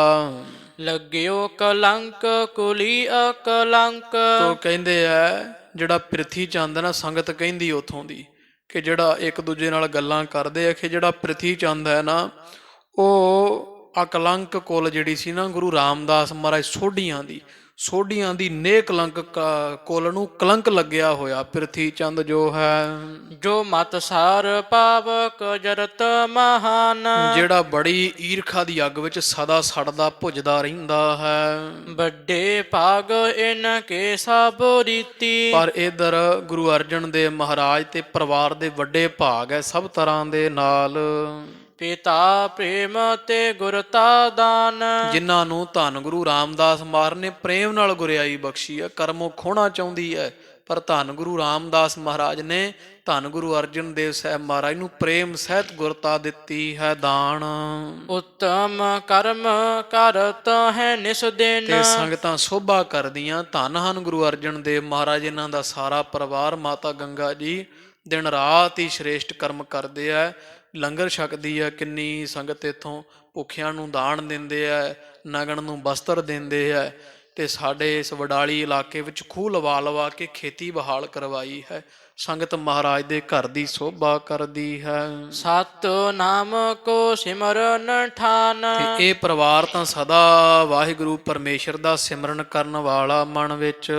ਚਹੂ ਕੋਦ ਤੇ ਸਮ ਪਯੋਦ ਕੇ ਪਾਏ। ਤੋ ਇਸ ਤਰ੍ਹਾਂ ਕਹਿ ਰਹੇ ਹੈ, ਚਾਰੇ ਤਰਫੋਂ ਜਿਹੜਾ ਹੈ ਜਿਵੇਂ ਬੱਦਲ ਪੈਂਦਾ ਹੈ, ਮੀਂਹ ਵਰਸਾਉਂਦਾ ਹੈ। ਪਾਏ ਪਰਮੋਦ ਦੇਤ ਤਾਨ ਆਨ। ਤੇ ਸੰਗਤਾਂ ਇਉਂ ਆਣ ਕੇ ਆਨੰਦ ਸਹਿਤ ਜਿਹੜੇ ਵੇ ਉਹ ਮੱਥਾ ਟੇਕਦੀਆਂ, ਚਰਨੀ ਲੱਗਦੀਆਂ, ਮਾਇਆ ਦਿੰਦੀਆਂ ਹਨ। ਪਾਵਨ ਪਦ ਪੰਕਜ ਕੋ ਪੂਜਤ। ਤੇ ਧੰਨ ਗੁਰੂ ਅਰਜਨ ਦੇਵ ਸਾਹਿਬ ਮਹਾਰਾਜ ਦੇ ਪਵਿੱਤਰ ਚਰਨ ਕਮਲੋਂ ਪੂਜੇ ਜਾਂਦੇ ਹਨ। ਅਨਗਨ ਸੰਗਤ ਭੇਟ ਚੜਾਏ। ਅਣਗਿਣਤ ਸੰਗਤਾਂ ਹਜ਼ੂਰ ਦੇ ਗੁਰੂ ਅਰਜਨ ਦੇਵ ਮਹਾਰਾਜ ਦੇ ਚਰਨੀ ਭੇਟ ਚੜਾਉਂਦੀਆਂ ਹਨ। ਤਉ ਨਾ ਮਾਨ ਕਰਹਿ ਇਹੋ ਦੰਪਤ। ਪਰ ਇਹ ਦੋਵੇਂ ਜੀ ਧੰਨ ਗੁਰੂ ਅਰਜਨ ਦੇਵ ਮਹਾਰਾਜ ਤੇ ਮਾਤਾ ਗੰਗਾ ਜੀ, ਘਰ ਬਹੁਤ ਵੱਡਾ ਹੈ ਪਰ ਇੰਨਾ ਕੁਝ ਹੁੰਦਿਆਂ ਹੋਇਆਂ ਵੀ ਜਰਾ ਮਾਣ ਨਹੀਂ ਕਰਦੇ ਐ। ਸਭ ਕੋ ਸੁਖ ਦੇ ਸਰਲ ਸੁਭਾਏ। ਗੁਰੂ ਅਰਜਨ ਦੇਵ ਮਹਾਰਾਜ ਤੇ ਮਾਤਾ ਗੰਗਾ ਜੀ ਦਾ ਸਰਲ ਸੁਭਾਅ ਹੈ, ਸੂਦਾ ਸੁਭਾਅ, ਭਲੇ ਮਾਨਸਾਨ ਤੇ ਸਾਰਿਆਂ ਨੂੰ ਸੁਖ ਦਿੰਦੇ ਐ। ਇਹ ਸੰਗਤ ਸੋਭਾ ਕਰਦੀ ਇਕੱਠੀ ਹੋਈ। ਪ੍ਰਭ ਅਵਤਾਰ ਪੁੱਤਰ ਇਨ ਕੀਰਾ। ਤੇ ਮਾਤਾ ਗੰਗਾ ਜੀ ਦਾ ਸਾਹਿਬਜ਼ਾਦਾ ਪਰਮੇਸ਼ਰ ਦਾ ਅਵਤਾਰ ਹੈ। ਮਹਿਮਾ ਸਭ ਮਹਿ ਕਹੀ ਸੁਨਾਏ। ਤੋ ਇਸ ਤਰ੍ਹਾਂ ਮਹਿਮਾ ਕਰਦੀ ਸੰਗਤ ਇੱਕ ਦੂਜੇ ਨੂੰ ਤੇ ਸਾਰਿਆਂ ਨੂੰ ਸੁਣਾ ਰਹੀ ਹੈ। ਮੂਰਖ ਬੁਰਾ ਕੌਣ ਕਰ ਸਕਹੀ। ਕਹਿੰਦੇ ਮੂਰਖ ਹੀ ਹੋਊਗਾ ਭਾਈ ਜਿਹੜਾ ਗੁਰੂ ਅਰਜਨ ਦੇਵ ਮਹਾਰਾਜ ਦੇ ਘਰ ਦਾ ਬੁਰਾ ਸੋਚਦਾ ਹੈ, ਮਹਾਰਾਜ ਨਾਲ ਵੈਰ ਕਮਾਉਂਦਾ ਹੈ। ਜਥਾ ਚੰਦ ਕੋ ਚੋਰ ਨਿਕਾਏ। ਹਾਂ, ਉਹਦੀ ਹਾਲਤ ਇਹੋ ਜੀ ਹੈ ਵੀ ਜਿਵੇਂ ਜਿਹੜਾ ਹੈ ਸਾਰੇ ਜਿਹੜੇ ਚੋਰ ਹੈ ਉਹ ਰਲ ਕੇ ਵੀ ਚੰਦ ਦਾ ਕੁਝ ਨਹੀਂ ਨਾ ਵਿਗਾੜ ਸਕਦੇ। ਇਉਂ ਹੈ ਵੀ ਉਹ ਤਾਂ ਮੂਰਖਤਾ ਹੀ ਹੈ। ਜੇ ਕੋਈ ਚੋਰ ਆਖਣ ਵੀ ਚੰਦ ਸਾਨੂੰ ਚੰਗਾ ਨਹੀਂ ਲੱਗਦਾ, ਚੋਰੀ ਕਰਨ ਤੋਂ ਰੋਕਦਾ, ਚਾਨਣੀ ਰਾਤ ਕਰਦਾ, ਤੇ ਅਸੀਂ ਚੰਦ ਦਾ ਕੁਝ ਵਿਗਾੜ ਲਈਏ, ਚੋਰ ਰਲ ਕੇ ਕੀ ਕਰ ਸਕਦੇ ਚੰਦ ਦਾ? ਉਹ ਤਾਂ ਮੂਰਖਤਾ ਹੈ ਨਾ, ਚੰਦ ਨਾਲ ਚੋਰ ਵੈਰ ਕਰੇ। ਇਸ ਤਰ੍ਹਾਂ ਗੁਰੂ ਅਰਜਨ ਦੇਵ ਮਹਾਰਾਜ ਤਾਂ ਚੰਦ ਵਰਗੇ ਹੈ, ਸਭ ਨੂੰ ਸ਼ਾਂਤੀ ਦੇਣ ਵਾਲੇ ਹੈ, ਤੇ ਇਹਨਾਂ ਨਾਲ ਵੈਰ ਕਰਕੇ ਭਲਾ ਕਰਮੋ ਤੇ ਪ੍ਰਿਥੀ ਚੰਦ ਤੁਸੀਂ ਕੀ ਲੈ ਲਓਗੇ? ਸੰਗਤ ਜਿਹੜੀ ਹੈ ਨਾ ਆਪਸ ਵਿੱਚ ਸਾਰੇ ਇਸ ਤਰ੍ਹਾਂ ਬਚਨ ਬਿਲਾਸ ਕਰਦੇ ਹੈ। ਗੁਰੂ ਅਰਜਨ ਦੇਵ ਮਹਾਰਾਜ ਦੀ ਸੋਭਾ ਹੋ ਰਹੀ ਹੈ ਤੇ ਪ੍ਰਿਥੀ ਚੰਦ ਤੇ ਕਰਮੋਂ ਬੀਬੀ ਨੂੰ ਬਹੁਤ ਫਟਕਾਰਾਂ ਪਾਈਆਂ। ਫਿਰ ਇੱਥੇ ਸੰਗਤ ਨੇ ਜਦੋਂ ਪਾਜ ਉਗੜ ਕੇ ਅੱਗੇ ਆਇਆ, ਤੋ ਐਸਾ ਪਾਵਨ ਪਵਿੱਤਰ ਪ੍ਰਸੰਗ ਸਾਡੇ ਹਿਰਦੇ ਵਸੇ। ਗੁਰੂ ਗਰੀਬ ਨਵਾਜ ਹੋਈਆਂ ਭੁੱਲਾਂ ਦੀ ਖਿਮਾ ਬਖਸ਼ਣ। ਇੱਥੇ ਸਮਾਪਤੀ ਹੈ।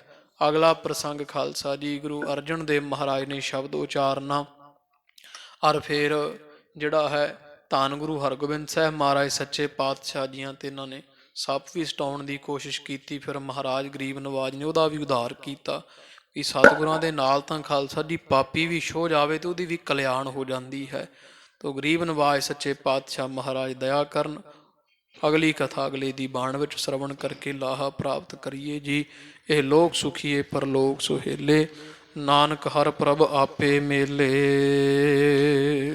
ਪ੍ਰਭ ਅਵਤਾਰ ਪੁੱਤਰ ਇਨ ਕੀਰਾ, ਮਹਿਮਾ ਸਭ ਮਹਿ ਕਹੀ ਸੁਨਾਏ।